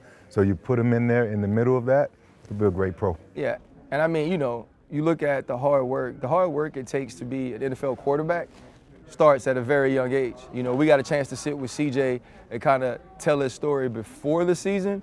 And so just extremely excited now as he comes in to talk about what it's going to be like in taking that next step. There he is. Congrats. Oh, yeah. Yeah, that's right. Freddie T. Look Son. at My you, guy. man. Congrats, boys. Appreciate you, man. Congrats. Thank you. You got to take Freddie TC in the corner. That's right. First off, too, though, you clean as Appreciate hell, it. though. Yeah. So, A little different. nah, I like that. I ain't never But see, seen what's that paint? Yeah, so I don't know, man. I wanted to kind of stand out, not do too much, like something subtle, but still some player. You feel me? You know how I do. That kept on that Cali. That Hey, he's Cali so come out. Cali, dog. You knew something. That looked like that blue on blue that the Texans wear. You God, knew man, something. that's my favorite color growing up was blue. So I know I'm a Buckeye, so I like red as well. Right. But man, this ain't no accident, man. God want me in Houston for a reason. So man, I'm blessed to be a Texan. You know, you didn't have to wait long, CJ. I think we all felt and people knew that you were one of the 2 best players in this entire draft, especially when we talk about the quarterback position. You're going to a team with new head coach DeMeco Ryans, who is going to try to build that team in the right way. How excited are you to now be the franchise quarterback of the Houston Texans? Man, I'm stoked, man. Everything that they want me to do, I'm willing to do. I'm blessed to have the ability that I do have. So, man, just to work at the opportunity that presents itself is amazing, man.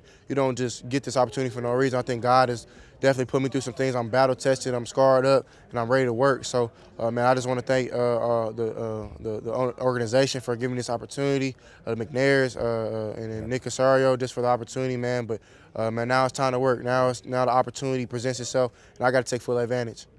Well, listen, just like, dang, bro, you ain't goodness. still at Tuscaloosa. You don't get, hey, What's up? when the quarterback talking, you don't get to just run in. Man, He congratulations. doing the same thing. But he my teammate. Congrats, boy. Congratulations, Ain't man. stopped him yet. Hey, so, that. hey, but so honestly, though, think about this, bro. Y'all, both of you guys sitting in the green room, and the Texans go back-to-back and get 2 of the top 3 players in the entire draft, which they're supposed to do, right? But they move back up to get you. Well, when you see CJ go, and then now to know that you'll be starting part of y'all legacy together and trying to rebuild the Houston Texans and make them a playoff contender, what was that moment like for you? You know, that moment was big for me. Like I said, different area, different quarterback, but same mission. I know what type of guy he is just by being with him. I know what type of mentality he has and what type of leadership he's going to bring and what type of IQ he has for the game. And I know what he's going to do on that side of the ball is going to be special. And I'm just going to feed off of him. You know what I'm saying? He's going to feed off of me, and we're going to do something special there. Speaking of leadership, man, 2 young guys, 2 high drafting teams are usually bad record teams. Yeah. But 2 young guys. But y'all are walking into a locker room full of grown men. As a young guy walking into a locker room with some 35-year-olds, like, what do y'all have a plan on? How's that approach? What do you do when you do need to lead somebody that age? You got to earn respect. Yeah, so, I mean, that's something I think that, like Will said earlier, man, like the team that's already there, I feel like we hungry, we young. I think that's great. I think that's something that we both fit, and it's something that we really willing to do to build relationships, to build camaraderie, to take the time, build the trust, and that's something I'm really excited to do, man. I know that those guys are wanting to win, that they want to win, and we want to win, and we come from winning programs. So I think when you really look at what the Texans are doing, what we're starting to build, man, it's special. And I think it's going to be special for years to come. So I know that teams flip every year. Like the teams that win the Super Bowl become bad. The teams that are bad come win the Super Bowl. Yeah. So you never know what can happen, man. So we just blessed to be in a position. In this draft process, it's been a long, lengthy process. I know you guys are excited that it's over. You know where you're going to be living at for the next, 5, 10 years or so. And that's going to come fast. NFL, your careers go by like that. What are you guys most looking forward to as you move forward past tonight? Yeah, man. Really getting a Super Bowl for real. That's like the biggest thing just coming from Bama, like that confetti, like it's a whole different type of feeling. You know what I'm saying? But, their relationships and everything like that in the locker room and, getting to get mentored by guys that's been in the system and been in the league and know how that is. I think that's really what I'm looking forward to. But, football gives you such a platform. And for me, I always want to give back and help people. So really just looking at it, this is a way that I can be a service to somebody by getting to do something that I love to do. So that's kind of how I look at it. Love that, man. Yeah, for sure. The Texans fought last year, right? So much so, you two probably wouldn't be sitting here had they fought a little less in the game in Indianapolis and lost. You know what I mean? Like you two guys probably wouldn't be here. So it was a team that competed last year. And you have young dudes like Sting, and you got Pierce in the backfield, you got Petrie at the safety position. Y'all ain't used to losing, neither one of y'all. Coming from Ohio State, coming from Alabama. When you think about going into that locker room, what type of work do you want to put in to show those dudes there? Because y'all talking about leadership and earning it. That's part of it. What type of work do you need to do on yourselves in trying to take this next step and saying, okay, now we want to become a big fish in this big pond? Yeah, I think you got to be first in line. You got to be willing to do whatever it takes, whatever the coaches ask, and then plus that. That's something that I think that's something that's in me. I think everything that I represent is in me, not on me. So I mean, the work is gonna get done, and it's gonna be cracking in H-Town for sure. And so I'm really excited. Yeah, man. Like you said, man, they fought their tails off last year. Like we lost a lot of games by one score. We just need to win that 2-minute drill, get that stop, or whatever it takes to win. I think we like really a good team if you really think about it. Plus the owners are doing a great job, GM's doing a great job getting everybody going, and now we're building a squad that can really go and make some noise. I would definitely like to. Can I get an invite to the rookie dinner? Because I don't know. That rookie dinner gonna be crazy. I don't remember the last time I saw the back-to-back top picks in the top 3 at any organization. I can't recall. But I know the pocket gonna be good, and the dinner's gonna be good. We just want to invite. We'll take the scraps. We got y'all. We good. RC got the Texan colors on. He already. I was ready for it. I was ready for for sure. it. But honestly, man, you know, CJ, you know, already have a relationship with you, man. I think the world of who you are as a man. And I've done that the entire year. That was the point I wanted to get across. Christian Harris is my son, one of my son's best friends. Yeah. You know, he's from the University High in Baton Rouge. He spoke extremely highly of you as well, man. And so what I'm excited about for the Houston Texans is that they got 2 quality young dudes. You know what I'm saying? Y'all stay that course, man. Be exactly who y'all were raised to be. And I think the sky's the limit to both of y'all, man. Sure. Congratulations. Thank you. Yeah, I want to thank you, RC, for sure. Man, you stuck up for me time and time again. I appreciate that because nobody got to. And as a black man, I respect that because, I mean, there's a lot of people who throw us under the dirt and throw us under the rug. But, man, you stuck your neck out there. I would want to publicly say thank you. No, I appreciate that, man. I mean, we've had our conversations. Yeah, but yeah, as that always going to be the same, bro. Yes, sir. Appreciate y'all, man. Good luck, fellas. Man, congrats, dog. Hey, man, I gave you a peek with the suit. Thank you. Well, I gave you a peek. Bring them suits. Yeah, for sure. This going right up in It the only front. happened once, man. Yes, sir. Appreciate you. Congrats. Oh, it's smelling good. Appreciate that. Congratulations. You know what it is. Thank you. Really happy for you. Yes, sir. Yeah. That joker big, ain't he? I'm just telling him, man. Like it was too easy. That joker big, man. They ain't gonna be scared of you like in college. They get paid to block your ass. College, they used to get the hell out the way. We smiling or what we doing? We drafted now, coach. So I feel like I got drafted. Oh, Jack's getting big money. Okay. Yeah, he went. That's a great deal. He went 20. That's a great pick. Those Ohio Him and State deals. We didn't DK. get that at Bama. Yeah, he went. Sorry to tell you. Yeah, I think him, DK, and Lockett too. Man. I just told You know what I'm saying? I just told Rich. He's in the AFC South now. My Jags, if y'all take it easy on my guy. All right. I'm praying, I'm begging. Go kill it. Man, Y'all do hell your yeah, thing, man. We Do rooting y'all for you thing. guys. Thank you. For sure. Appreciate it. man. Every time I get around CJ, Yeah, for sure. I forget how big he is. Yeah. Like, you tall Oh, as you talking about me? Oh, Yeah, I you thought tall it as was hell, man. Yeah, I'm all right. When did y'all get the change? At what point? Because I ain't never NIL. I ain't never get mine. That's the NIL I one. got They been mine had in it. college. I had No, I mine in just got college. mine like yesterday. This is the first time you wearing the chain. Right there. What's that? Let me see that watch. This Invicta, yo, like ain't nothing Shoot. wrong with Invicta. Invicta Valley, you know what I'm saying? Hey, he a big kid, though. Look, he said, my first time wearing the chain. Y'all see mine that y'all have. Congrats, boys. Congrats, bro. Y'all ball out. Where you at? We come straight off of really talking about players falling in the draft for various reasons. And we see Jalen Carter get his name called from the University of Georgia. He's going to be playing in Philadelphia. He's going to be with one of his homeboys in Jordan Davis when they had what now seems like a defense in 2021 that had 12 NFL players on it. They had backups that's now going to be playing in the league.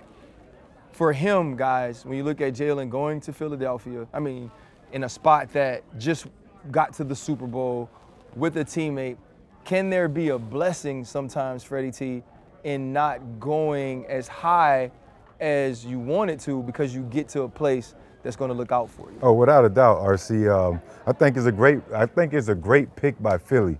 You know, they lost in the Super Bowl, and I still feel like they were a team who, had they had more pass rush, it would have given them an opportunity to hoist that sticky Lombardi, as you say it. But certainly, it was certainly a blessing in disguise for Jalen.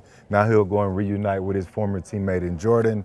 But what I take the most from it, and what makes the draft such a beautiful thing, is the raw emotions. You can't hide that. Those tears, the way they were coming down, I would love to know what was going on inside that mind, because, I mean, a lot is going on for him. You know, to slide back after they tell you you'll be top 3 or the best defensive player in the entire draft, you slide down to number 9, but you have an opportunity to go back there or reunite with your former teammate, and I think those guys together, they're going to create some havoc. The fit there is something that is great for him, but an established team. I like that you brought up, just went to the Super Bowl, strong head coach. So if he did, because the off the field, the character. So if he did have some character issues or questions, you put him around a veteran, successful team already. When I got to Miami, I thought it was a blessing in disguise. Dropping to the 3rd round, 1st round grade and all. So I was upset, but I saw quickly why, you know, God put me in Miami, or the football, whatever you want to say, why I ended up in Miami, because I had Zach Thomas. I had Junior Seau there. I had Jason Taylor. I had Bonnie Holiday, Keith Traylor, Kevin Carter, all these veteran dudes. Even though we weren't whooping nobody, we weren't going to no Super Bowls, but all these veteran dudes got a hold of young, you know, troublesome, I'd say, got in a lot of trouble in college, and they could tell me, hey, don't do that. Hey, so I'm always hanging with the older players. So it was a blessing in disguise that I got to a team with some old guys that I respected. Because if I had a young quarterback, young safety, young corner, I would have ran all over them, because I was cocky and I was a young dude that shouldn't have had the money or shouldn't have had the fame, success that I had. So I was a terror. Yeah, I think God hit the snooze button when you got drafted. He did not want you in Miami, Channing, of all places. But now you look as an older player, and with I'm never gonna be a Hall of Famer. I didn't go to no Pro Bowls. But did God put me in Miami because my personality could shine in a large market? As I look back, if I was in Green Bay, nobody would have saw the foolishness and the crazy stuff I say and all, and got me the career I have now, got me into the media. So was that the blessing? To your point, I was out every single night in Miami. I should have been in Wisconsin, but I had Zach Jr., Jason, and I made a name for myself off the field in a large market. It's crazy how these things happen. And for Jalen Carter, the blessing is, the future's gonna show what that blessing is. And Jalen Carter has been drafted. We don't know right now where Will Levis will go. I was asked to make a bold prediction this week on Get Up, and I said I don't think that all of these quarterbacks are going to be top 10 picks. It just didn't feel that way with some of the smoke screens that were being put out, talking to some of the executives about the interview process with Will Levis and how he may fit in a locker room, understanding the disparity between his 2021 film and then his 2022 film. And we've seen this with Aaron Rodgers, who goes in the mid-20s that year that Alex Smith is picked #1 overall. I mean, they might want to redo that if you're San Francisco. But we've seen guys, you know, we talked about Geno Smith earlier. If you're Will Levis right now, Freddie T, what do you think he's feeling? Or you, as an OG now, knowing that a young man came here prepared to be drafted much earlier, as you're watching him deal with the green room and that microscope now being on him because people expected him to go higher, how much does your heart go out to him? My heart goes out to him. You know, I mentioned myself, that was part of the reason I did not go to New York, you know, for my draft back in '98. And I also immediately think about Lamar Jackson, you know, and I remember those cameras just there in that green room, and everybody's like, what's going on, what's going on? And you can tell he was antsy. You can tell he was frustrated. You can tell, look, I'm tired of all of these cameras in my face. And, you know, I don't know what goes through their minds, but I'm sure it's a bit of disappointment. You know, I'm sure they're ready to, you know, celebrate like the other guys are in the room with their families and the hugs and the high fives and, you know, all that stuff, being able to greet the commissioner. But, you know, I say it's such a long journey.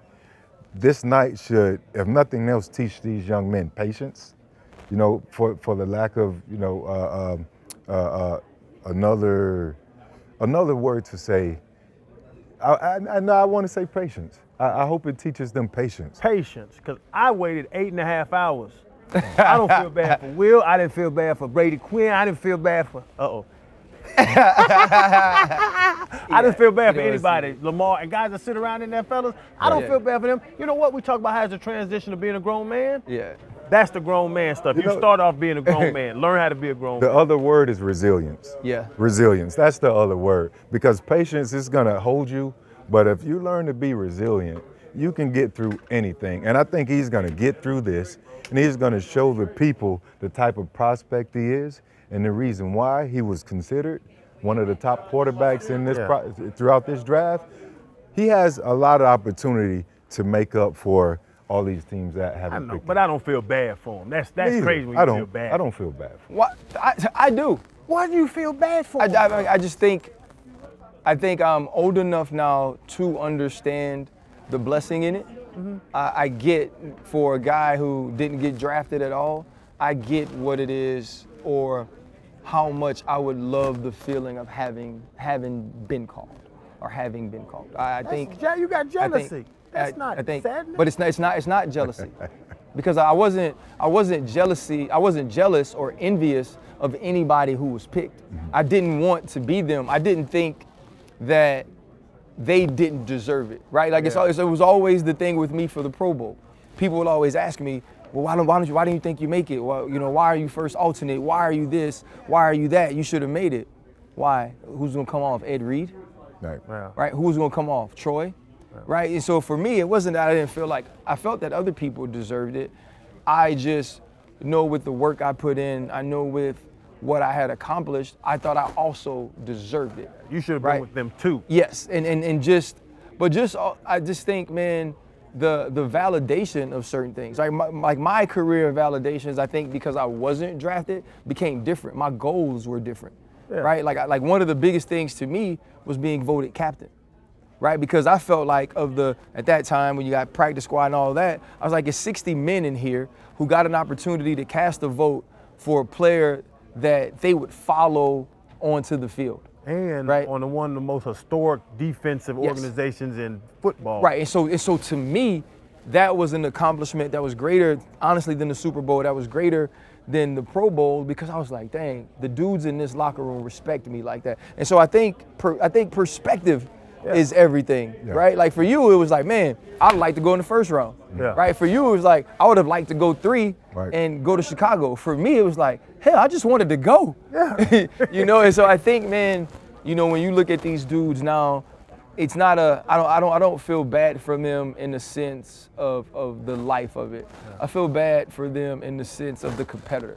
And now the thing is this, what does this do to you, right? What does this night, what does this weekend, how does it change you? How do you utilize it, right? If you're Bryce and you were the #1 quarterback coming out of high school, you were the Heisman Trophy winner, and now you're the #1 pick, that is a natural progression to me, right? Like that makes sense. If you're Jalen Carter and you're the best defensive player in the draft, at least in your mind, y'all picked 8 of them before me, right? If you're Anthony Richardson and you're like, okay, you picked me 4th at Indianapolis, and I know I got a lot to prove. I got a lot to improve on. I don't have the experience. I got to go out here and earn it. And so there's so many ways to do that. And I think motivate. Once we get a chance to sit down with everybody, I think those could be questions we ask. And you know what? I might be a little heartless, but I saw all my friends get cut. I got cut. All my homeboys got cut. Best man in my wedding got cut. So I don't really feel bad when dudes lose their job or get cut, because everybody I've loved been cut. Like y'all were cut. Yeah. So he doesn't have a job yet. Y'all were both cut. We all were cut. I don't get why y'all feel bad for people that lose their job. We lost our job. They lost their job. Hey man, I think getting to talk to these young men on this night and see the excitement, but also I'm very impressed with their understanding of what lies ahead of them. Mm-hmm. They all seem to understand that you aren't entitled to anything on the next level, that the work you've put in previously doesn't necessarily translate to success in the NFL. And you have to think about a guy like Paris Johnson Jr. as well, who's now going to be tasked with protecting Kyler Murray.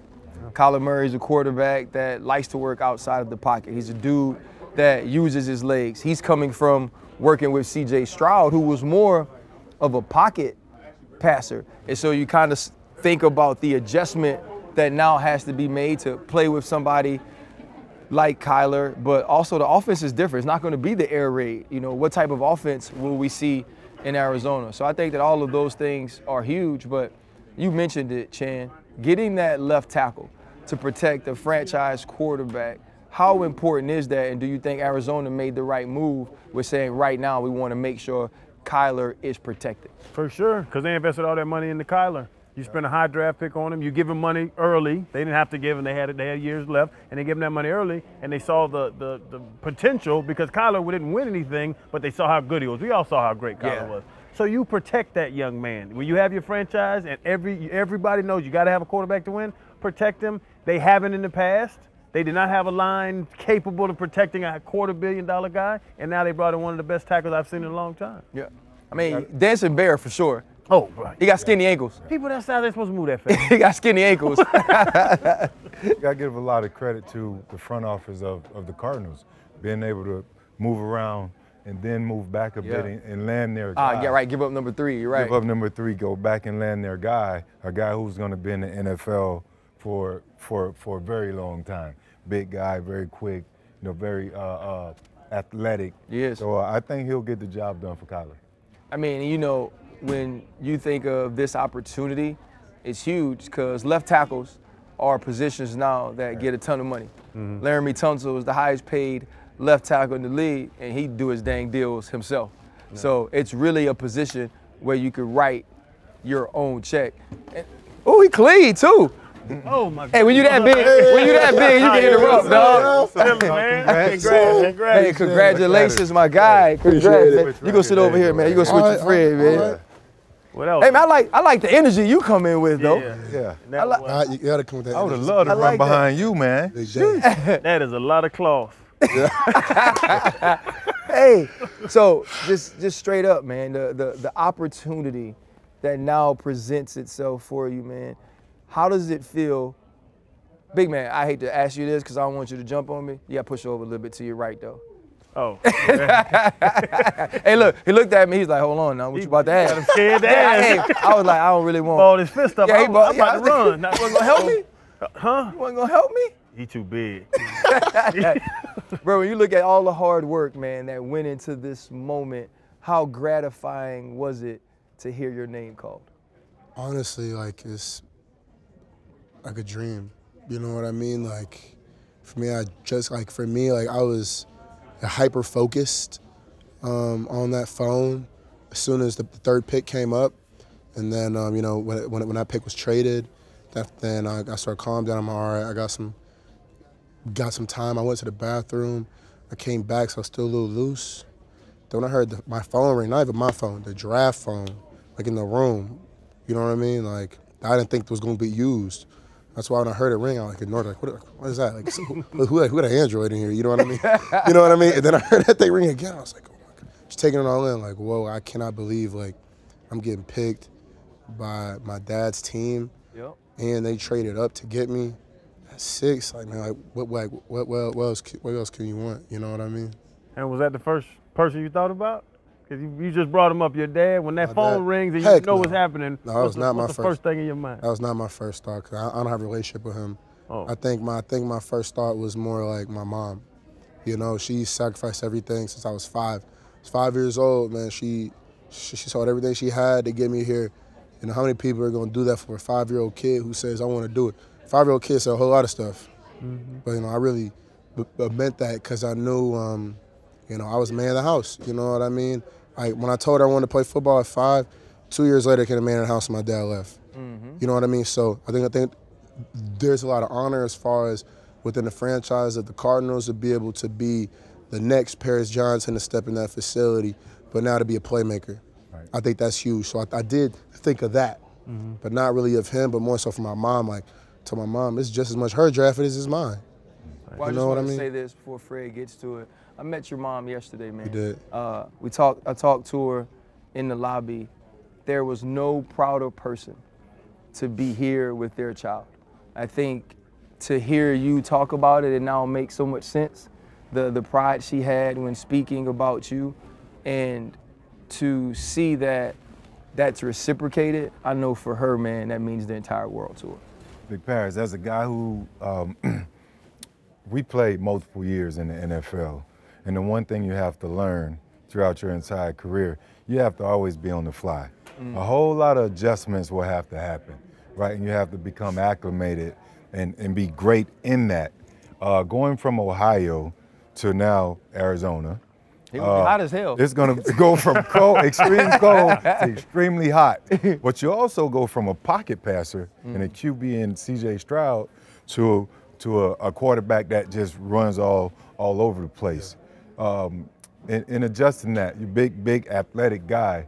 You ready to make that transition? I am, and I know it's going to take time. I know it's not going to be something that's right away. I know the fight that I have, the style of play I have, how hard I play, all that stuff is going to translate as of right now. I think as far as the technical part, as far as my hands, I know I mean, I've been improving that already. You know, I've been working myself as a guard, but working myself as a right tackle. I'm prepared to play anywhere I'm needed to play. I know the technical stuff will grow as I continue to mature in the league. But for me, you know, I think me just being able to play, be in rooms with Justin Fields, with C.J. Stroud, I think for me that's going to prepare me for any quarterback I have, because Kyler Murray, yeah, he plays completely different than C.J. But at the same time, they both work hard. Those are both dudes, and those are both guys that are willing to extend plays to keep it going. You know what I mean? And what I want Kyler to be able to trust that he can stay in the pocket when I'm in there.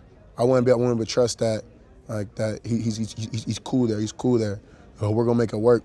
And I feel like just watching him play, he's the type of guy I work with. CJ, I held my dude up on a play action play. I'm just laughing at him. He turned like, cause I don't talk trash. I just block. I talk to my guards, talk to my centers. I communicate to them. I don't talk trash. So I started laughing. I'm like tripping. I haven't talked all game. Now I'm laughing. You gave him too much time, bro. You know what's gone. like being able to play with Kyler Murray. You give him too much time, that ball's gone, or he's gone. Yeah. Right. You know what I mean? Like, so either way, Excited. you gave him too much time. Right, now, you know Pete, what I mean? Big Pete, man you've excitement. now, bro, you've been going viral for dogging people since high school, right? It's always been the biggest man on the field, the baddest man on the field, the meanest person on the field. Now, you're going to be out there with other grown men who are the same as you, right? Those DNs, those D tackles. How are you preparing for the adjustment of that weekly challenge of seeing those alpha dogs the same as you are? I think all that is routine. You know what I mean? I feel like having the mindset that all these guys are grown men, but I'm not, just because I got drafted, things wrong mentality. I'm a grown man just like them, and I came to take somebody's spot that's already grown men on that team, and that's the mentality I got. You know what I mean? But I feel like a lot of that is that same mentality I had in college. I mean, I respect all the dudes in college. Same, I respect these vets that already been in the team. And they know a lot more going than me. You know what I mean? I don't even know where all the rooms are. You know what I mean? But at the same time, know the mentality like, yeah, they're grown men, but I am too. You know what I mean? So with that mentality, like, there's no fear with any of that. If anything, the technique just got to get more crisp. Yeah. That's it. The physicality don't got to be a problem. If physicality was a problem, I wouldn't be at 6 of the Cardinals.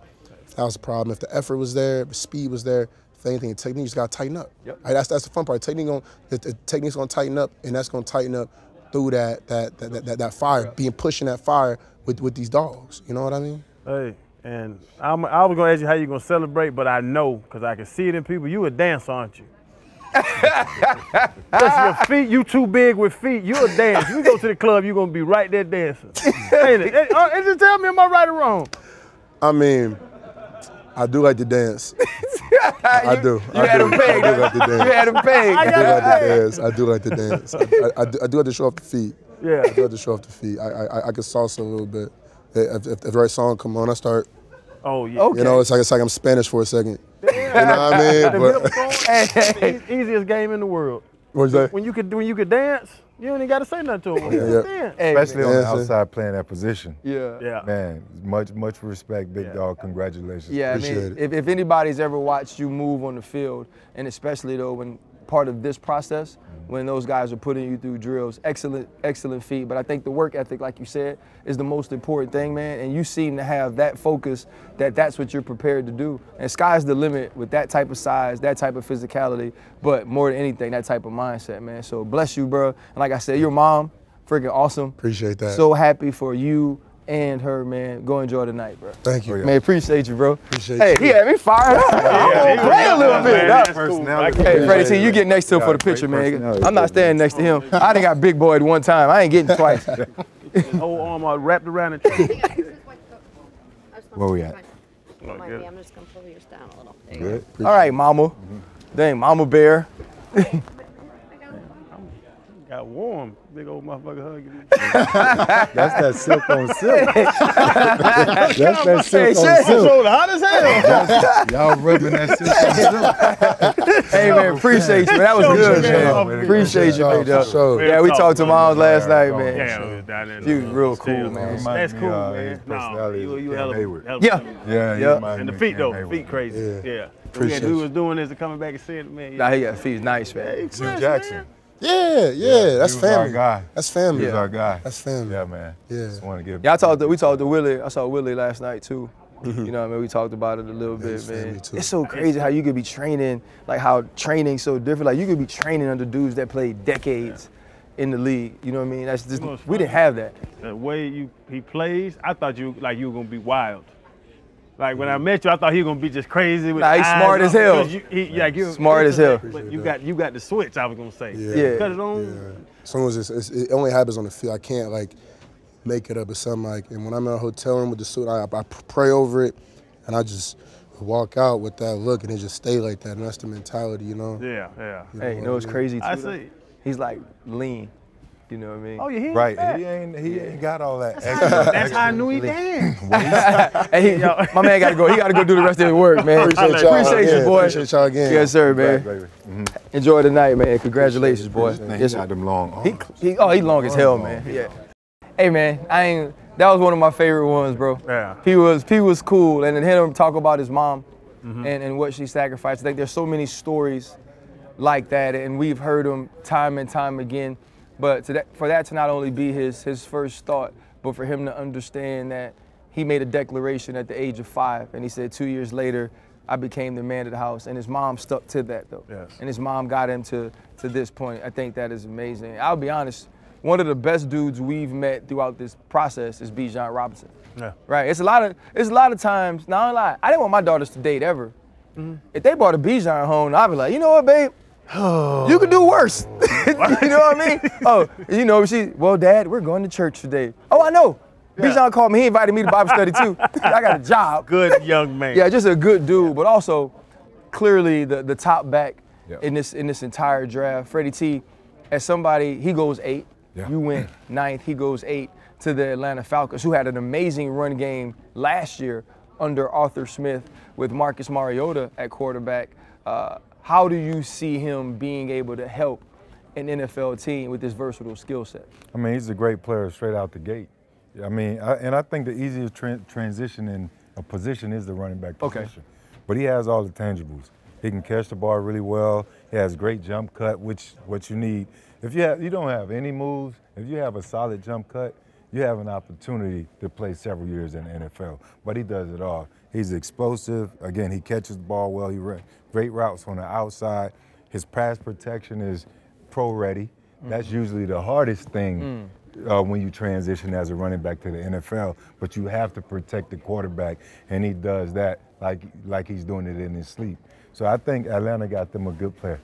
And man, the thing as soon as Bijan got drafted, I thought about when we went back to Austin for something we were doing, shooting a show, and after we did the show with Bijan, and he came up to me and was just so appreciative. Thanks for coming back. People don't know about Austin.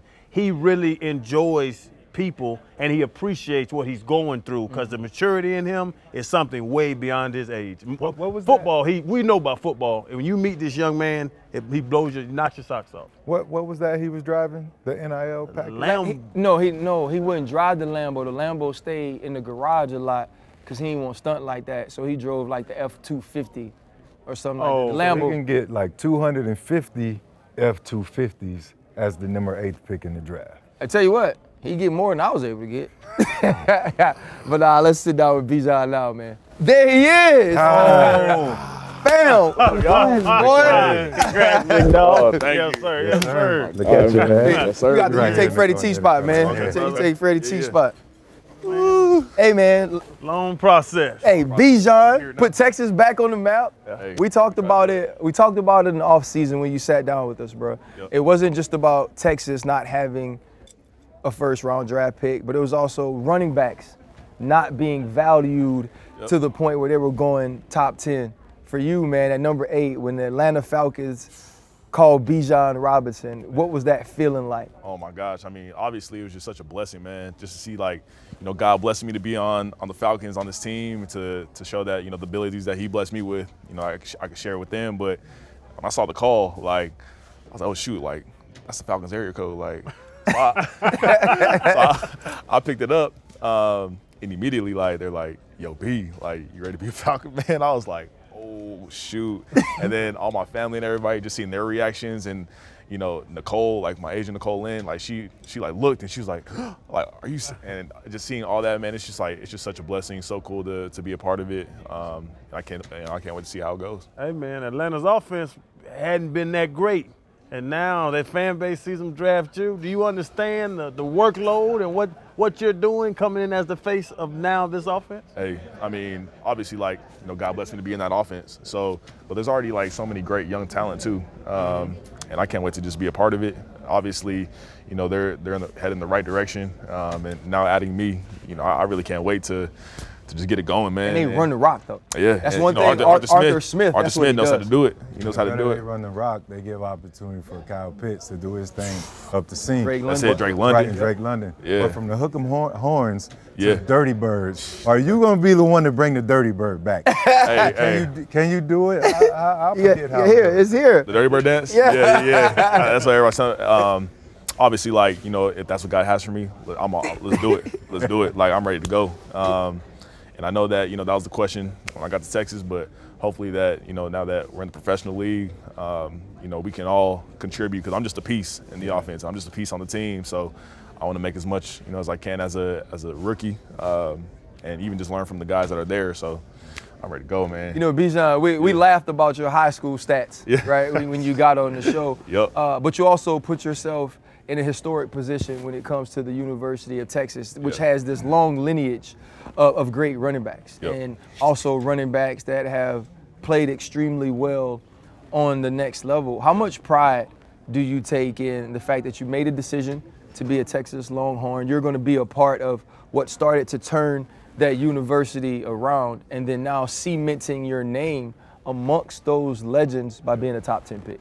Yeah, I mean, you know, I think the last one, running back wise, was probably Ricky Williams, or Cedric Benson. Yeah.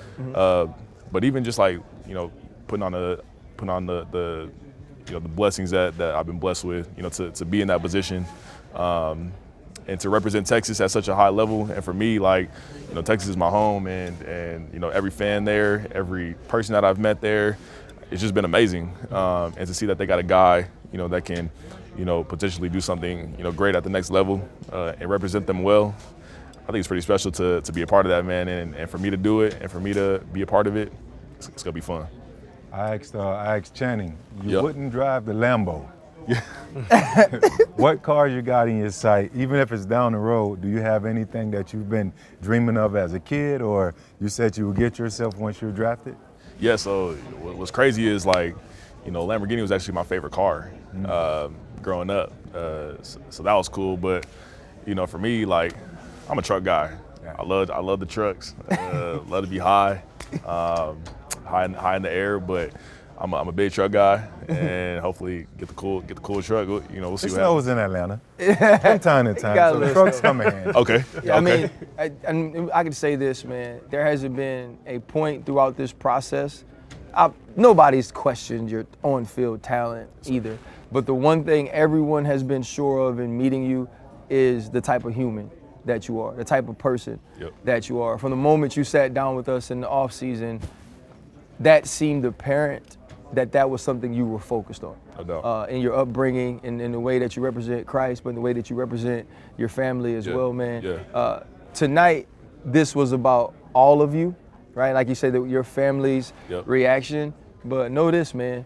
When they turn around and hand that ball off in Atlanta, it's just you, dog. It's go time. It's just you. It's go time. So, man, we're excited to see you ball, man. And I honestly just couldn't be happier for somebody. I got a quick and I got to ask him because we done been around 3-4 times. You've been on the pivot before. Yep. You can't be perfect. What's wrong with you? He got to not bathe or something. It's something. Everything in sports. You're great. You talk about the Lord. You're just an amazing person. No. What's wrong? I mean, shoot, I'm a normal human being, just like all of us. You know, I still got flaws too. What? Lead the toilet seat up? Like, what is it? Like, tell me what it is. Yeah, you don't do that. You lead the toilet seat up. What do you do? Huh? What do I do? What's one of your flaws? Hey, no. Man, let me get my list. Wait. No, it was like the lowest, like the most reasonable. Yeah, this is most reasonable. Yeah, this is a YouTube NFL Sunday ticket show, bro. We can't just act like that. Like when you grab the ankle. No. Okay. This is about draft night and celebrating you guys, man. Not this guy. You know. Look, when I'm on the field, I get tackled.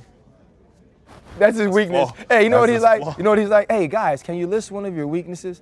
I care too much. Hey, we appreciate you. I appreciate y'all, man. Yes, sir. Always. Hey, you hear me? No, hey, Shane, they be like, what's one of your weaknesses? Congrats, man. You know, sometimes I don't sleep because I'm working. You gotta take a picture with us real quick, bro. Sometimes I don't sleep because I'm working. Hold on, too man. hard. Let me get next to the running back. Oh, you got it? This is a running back thing right Hey, now, man. he bigger than you, Freddie T. Yeah. He got more muscles than me, too.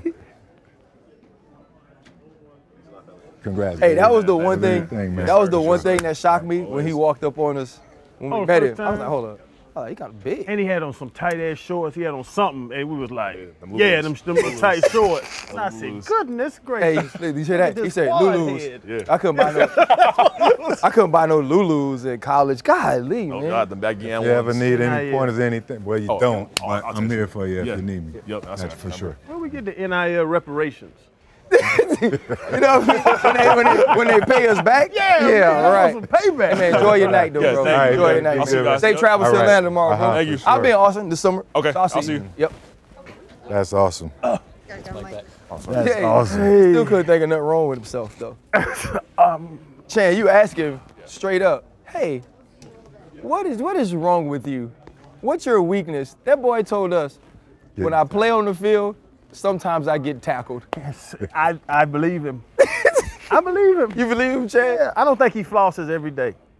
No chance. It's something. No chance somebody flosses every day. It's something. You know, when you look at this draft, it's about offense, right? The quarterbacks go early. We see Jalen Carter go later because of some of the off-the-field stuff. Will Anderson is picked at number 3. Guys like Devin Witherspoon, who I thought was the top corner in this entire draft from Illinois, he goes to the Seattle Seahawks. He's not going to be teamed with Tariq Woolen, who was an absolute stud Pro Bowl player in his rookie year. But we had Garrett Wilson on the show, who ends up being Offensive Rookie of the Year. When we asked Garrett who was going to be the best out of that Ohio State wide receiver room, he said Jackson, Smith, and Jigba. Jackson was hurt early on in the season, so he didn't really, after having the record-setting season, while Chris Olave and Garrett Wilson was there, he didn't really get an opportunity to add on to that. When you look at a guy who sits out an entire year, Fred, you know, he had a hamstring injury, how difficult is it for an offensive player to be able to jump right back in and be the same player he was, especially Freddie T, stepping up that level? It's more difficult in the training room. Okay. You know, mentally. you know, you have these abilities and you love to compete, and that's what we've seen from Jackson, just an amazing talent. So it's not difficult once he's on the field. I think he'll be able to make a great transition to the pro level, you know, but it's more so having that mindset and understanding that injuries are a part of the game. You got to get through it. And once he makes up his mind that, you know, I'm gonna be okay health-wise, the rest will come easy for him. He's just that good. He also gets an opportunity to be with Tyler Lockett. Yep. You're with DK Metcalf, Geno Smith. That's a great Geno Smith, who had the reemergence. You mentioned playing under Pete Carroll, who's a Super Bowl winning head coach, and also John Snyder as the GM, who understands how to build a team. Channing, for you, when you think about the transition from being at Ohio State, where you're in the wide receiver room with Garrett Wilson, Marvin Harrison Jr., Chris Olave, and now being in there with the Tyler Lockett's and the DK Metcalfs, how do you see those three players being able to work together along with Geno Smith helping that offense in Seattle? I love it with Geno Smith when he's been on the show as well, but he's a student of the game. And when you have a quarterback like that, and Geno, it's funny, you think of Geno as a young guy. Geno been in the league, what, 10 now? Decade. This will be year 11. He's been in the league 10 now and just got his big hit after last year. But knowing Geno, knowing how he is, he's going to take him right under his wing. He's going to work with him. DK, work with him. Those guys, you know those good veterans, and that's a big part of, especially offensive guys, reading the safeties late, the things receivers have to see post-snap, pre-snap and post-snap are two different things, and they're going to work with him on that. But shout out to Ohio State. He's played with great players in the past, so he's not going to be overwhelmed when he sees these all-pro guys go out and run routes. He's played with all-pro type players, so he'll never be intimidated by anything he sees on the field. I mean, and the other thing is, too, him being from Texas, playing that high-level ball, now going to Ohio State and excelling, and now taking that next step to Seattle, it's not going to be too big for him. Right. Playing under Brian Hartline, who's the wide receiver coach at Ohio State, at the Ohio State University, and being in those rooms, like you said, Channing, that transition should be easy, but we all know, like, you run into some different beasts in those. And come on, Jackson, come on out, man. We talk about you anyway. We talk about you anyway. These young boys. That's good, man. Fresh, ain't he? You're going to take that seat in the corner right there, Jackson. Congratulations, brother. Thank you. Go sit over there, man. Them rhinestones. Push over to the corner, dog. You got to sit because Freddie T got to slide in. Oh, that's Prada. Okay, now let me shut up. I'm gonna look at the ground. No, he clean. He clean. Good, man. Hey, man. First off, bro, congratulations, man. Yeah. Now a Seattle Seahawk, opportunities to play with guys like DK, Tyler Lockett. I was just mentioning, like, you're used to being in stacked wide receiver rooms. Yeah. Right? Garrett, Marvin, Chris, those guys. You missed this year with some injury, man. How excited are you now to get back to playing football, but playing as a first-round pick on the NFL level? Super excited, man. Blessed. Blessed and ready to get to Seattle. You know, was stressing, was sweating a little bit when I was in there, you know what I'm saying? But got the call, Coach Pete Carroll called me and, couldn't be more happy. Like you said, I love competing. I love going in the receiver room and competing, next to great guys. That only, makes me so much better. So looking forward to it for sure. And with the injury RC's bringing up, we all know the story. Yeah. Did I don't want to say maybe confidence or a little swag you got to be like, yeah, I'm still coming. Oh no, it adds a chip to my shoulder, man. I thank God. It happens, it sucks, but it only makes me more hungry. But to come to the draft, like come here, and like you're saying, you waiting, but there was some indecision, but you just said you never thought about it. I know I'm good enough. Oh no, I know 100%. Hey, he said, oh no, I know. Oh yeah. I know 100%, man. But it's about going out there and proving it, and I'm excited. I'm excited for the journey. I'm excited to take this next step. We know you were one of the top guys on the board, if not the top guy. Do you, like guys in the past, do you create a list of every team that looked over you and say, I'm going to do you, I'm going to do you, I'm going to do you? Have you thought of that yet? 100%, sitting there, sweating a little bit, was definitely thinking about it. And I'm a Texas kid, and and that happened in high school, so it's kind of the same thing. So I'm excited. Yeah, I told him, we talked about it before you got on, playing in Texas. Yeah. Highest level of football when you talk about the state of Texas and the Floridas and those type. Now you go to Ohio State, you pick a school that you already know, I'm gonna have to fight just to get on the field. 100. I think sometimes people forget J-Mo Williams left. Yeah. So he could go to Alabama and have more opportunities because your room was that competitive. How difficult was it for you, bro, coming off of a record-setting season, most people speaking of you as a top 5 pick, and then having that injury, having to sit out, and then also watching your brothers not be able to accomplish the ultimate goal of winning a championship? Man, it hurt. It hurt, most definitely. There's nothing more than I wanted than this last season and to help those guys win a championship. You know, that's why I came to Ohio State, you know, to compete for a championship and play at the highest level. And, you know, this last year, you know, you think you can plan things out, but ultimately you just got to leave it up to God, man. He has a path and a plan for me. And, you know, I don't know if he'd be doing me any justice, giving me 1,600 yards and 10 TDs. I probably wouldn't be as hungry as I am now. So I really appreciate it. And it's grown me as a better person and as a better player eventually. Yeah, you know, you think about those type of humbling moments, Jackson. And you know, my mom would always be like, hey, boy, don't make him humble you. And she was talking about, you know, God and some of the situations and adversities that you can go through. What do you think you learned through that process that's going to help you with some of the adversity you'll face transitioning into the NFL? Yeah, I got a great foundation. I got a great family. I got people, you know, who love me and, you know, I can lean on, you know, first and foremost. And, yeah, I'm good, man. I'm good. I just try to control the things I can control and just, you know, let things unfold how they're supposed to. Well, I'm gonna tell you this, man. I just remember what it looked like against Utah, bro. Yeah. You know, and that's what I was excited to see coming into this season, man, and to get an opportunity to see that again on this level, that level of talent. I did a tape on you. I just called it the slot surgeon, right? The way you understand defenses, manipulate defenses to get open, like that's what creates decade-long careers in the NFL, man. So we just look forward to seeing you do your thing, bro. Congrats. Yes, sir. Even if you had to sweat a little bit, man, you're one of the 1% in the world that gets to do this job, and they picked you in the first round, and that says a lot. 100%. Man, congratulations. 100%. Thanks for having me. Oh, no doubt. Appreciate you coming through. Shane, them shoes actually hard, man. Why are you hating, man? Why are you hating, dog? Thank y'all, man. We gotta take a picture. Hey, James, but look, he got women pants on. Yeah. I got little silk pants underneath my pants.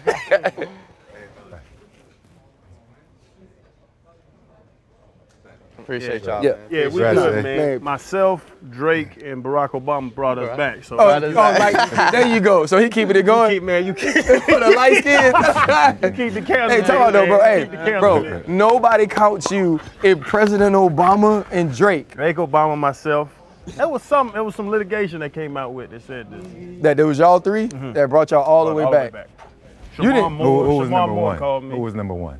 You said Shamar Moore called you and welcomed you? He said thank you. Thank you for what you done for us. Hey, first off, the DeBarge family kept y'all around for a very long time. No. Because they could sing as well. Who's the two guys with the dreads that were lip singing? Milli Vanilli? Oh, they had us ready. Oh, they had us ready. Boy, Milli Vanilli didn't have nobody ready, man. Sit down, man. You know what's crazy though, Chan, man? You get all these players up here. Some of these dudes could be good even if you coached them. Here you go. Hey, even if you were, it's gotta be hard to be good if you coach them. Yeah. You know what I'm saying? I watch my ex-players run around and I say, that step I taught him. Right. Oh, there you go. There you go, look, we got one on, right? Hey, the fact that he calls you Coach Crowder. I still call him Coach Crowder. Congratulations, you can sit over there, Jay, in that corner, bro. Yeah, I played defense for this man. Yeah. Wait, Jay, slide over a little bit that way, dog. Tell the truth. Could he coach? Could Chan coach? He could coach, bro. He was crazy though. He had them out there punching poles and trying to shake the pole. He's like, if you can't make the pole shake, you ain't punching it hard enough. And Zay gonna tell me, I ain't hitting that pole. I need these hands. He was my best player, so I had to let it get away with it. Okay, Zay, but everybody's watching. Zay, I agree with everything you said there, except that he still is crazy. Yeah, I be watching, I already know he ain't changed. But yeah, man, did you ever expect that you were gonna be? We talking about it. I coached you in high school, University School in David. Yeah. When we was out there at Auto Nation Field, did you ever think you was gonna be here? Absolutely. You didn't see how I practice every day? Yes, but you didn't see how I played every game? Yeah. So I just went to a smaller school, but we made it happen. No surprise. No surprise. And Say, like, bro, you with Lamar. Yeah. right? Yeah. You with OBJ. Yeah. You got Rashad Bateman on the outside. You got J.K. backfield. J.K. You got Andrews tight end. Yeah. How excited are you, man, to be a part of this Baltimore Ravens offense? It's about to get scary, for real. It's about to get scary. Yeah. I knew once if I slipped to 22, I knew where they like told me from the jump. Okay. So I already knew what to expect. And shit, they let me slip, so let's get to work. So well, you say they let you slip. Yeah. So you didn't go where you thought you deserved to go, obviously, much like a lot of guys. Yeah, for sure. I feel like everybody like that. So through those moments while you were waiting, and we talked earlier about patience. One thing that a lot of the young guys have to learn, even throughout their entire journey through the NFL, is patience. I think that's going to be key. What were your thoughts while you were sitting there waiting for a phone ring? I ain't even gonna lie. Like I learned patience a long time ago. Like I played with Josh and Kenny. I ain't get an offer till my senior year. Like BC offered me my senior year, and I had to be patient. I had to be behind them. They was 4 5 stars. I was patient in college. I had to wait till Dazio leave to get more passes, more catches every year. And then my senior year, I finally got what I wanted. So I've been patient like for a long time. And waiting for that phone call, I already knew like how it was gonna play out. So if I slipped to 22, I knew the Ravens was gonna take me. Right. And Zay, like you talk about it and let you tell as much as you want, but your upbringing, you talking about like not being shook, and you was the same way, like ice cold all the time, no matter what's going on in the game. For sure.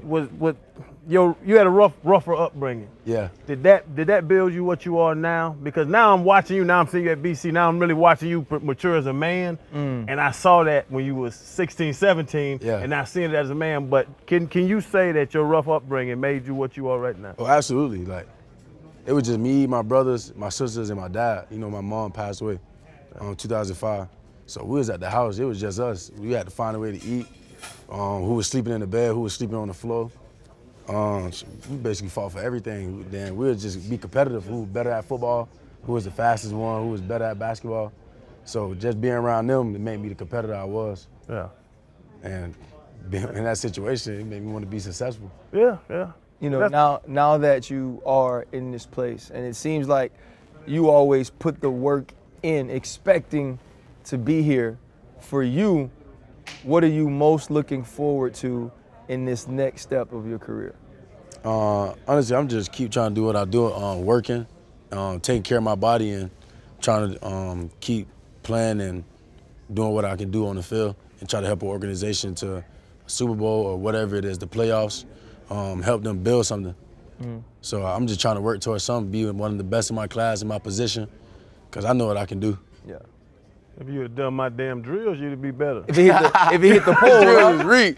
Trying to run me over the bars. I'm like, man, I did that enough, coach. Hey, but you gotta realize the point he coming from, man. He got on ladies' pants and he knock knees. Like it's only so much. It's only so much you can do. For sure. You know. Hey, lady pants. Nah, they look like it though. They look like lady pants. Yeah. I told when too silky. When did you start wearing leather? You ain't wear leather back in the day. Nah, hey, this is my first time. I just had to do something different. I knew everybody was gonna come like simple. I'm like, all right, I'm gonna come simple with a crushed leather. Gotta have the flowers on the side, try to represent my last name. Yeah, so that's what I said. I said, man, come to the draft, I'm gonna see Blake. I'm gonna see different. That's different right there. I'm gonna throw on these woman pants. You know what I'm saying? That's definitely Lululemon or aloe or something. Aloe? Hey, I wear that too. Hey, man, honestly though, man, just watching your film, man, I was putting tapes together, the way you play the position, but also, man, the effort that I see in every route, man, the way you do everything 100%. And also, I like the stunting. When you get in the end zone, look at folks in their eyes and saying, we're going to come back and do this again. Sure. That's the level of intensity you got to have at the next level. And sometimes that adversity you faced when you're younger, man, it keep you from having to face adversities you bring on yourself when you mature, bro. So best of luck to you, man. And 2 times out of the year when you play that team in black and yellow in Pittsburgh, you can chill a little bit. Oh, no, I got to go crazy. I got to. Every game, I got to do it to him. Hey, man, congrats, big dog. Thank you. Yes, sir. Love that. I can't believe you coached him. Yeah, man, I got it right. Yeah. That man said he didn't. That man said he didn't do your drills. I'll take a picture real quick, Zay. Oh, my He was there. He supported me emotionally. For sure.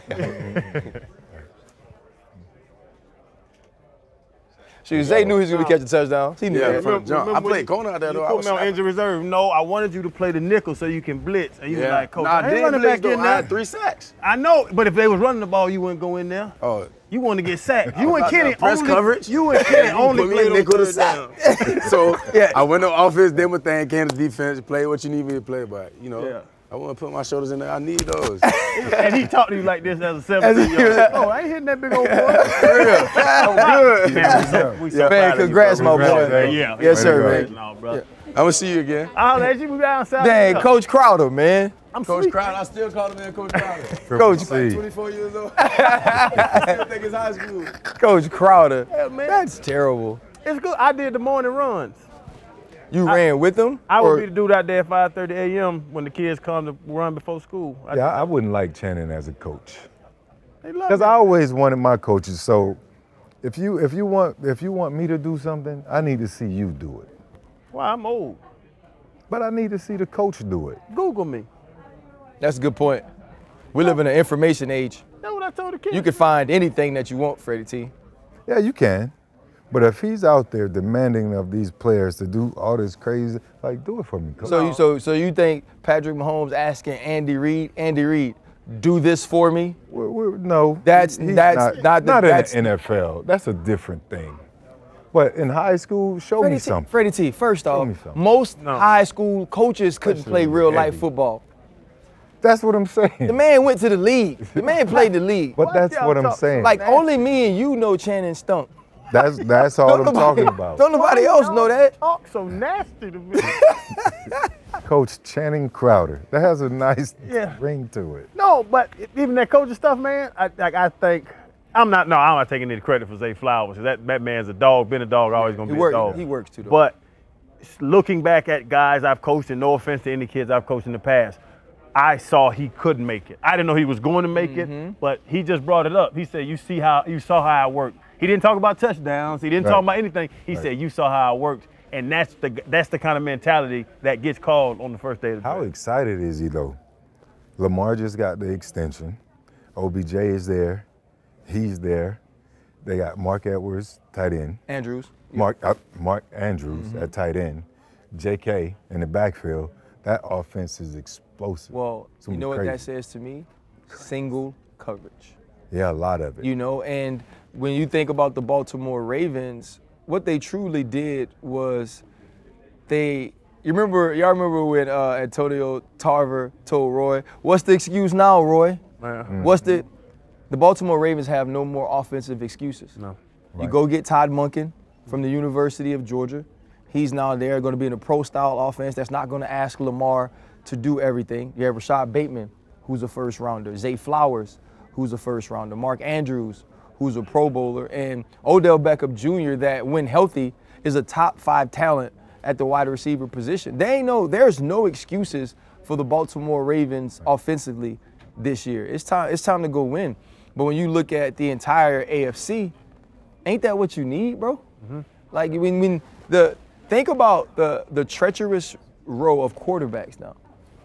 Patrick Mahomes, Joe Burrow, Josh Allen, Aaron Rodgers, Justin Herbert, Deshaun Watson, Lamar Jackson. Trevor Lawrence. But true. Like, not even real talk. Trevor Lawrence, Tua Tagovailoa, like the level of firepower now that exists in the AFC, I mean, just that alone is going to make you need the YouTube NFL Sunday ticket, right? Because you're going to want to watch other teams, and you're going to want to see what these other dudes are doing in some of these destination cities. But when you look at the draft as a whole this year, Freddie T, up until this point, and you look at the entire first round, to you, what is the best pick of the day?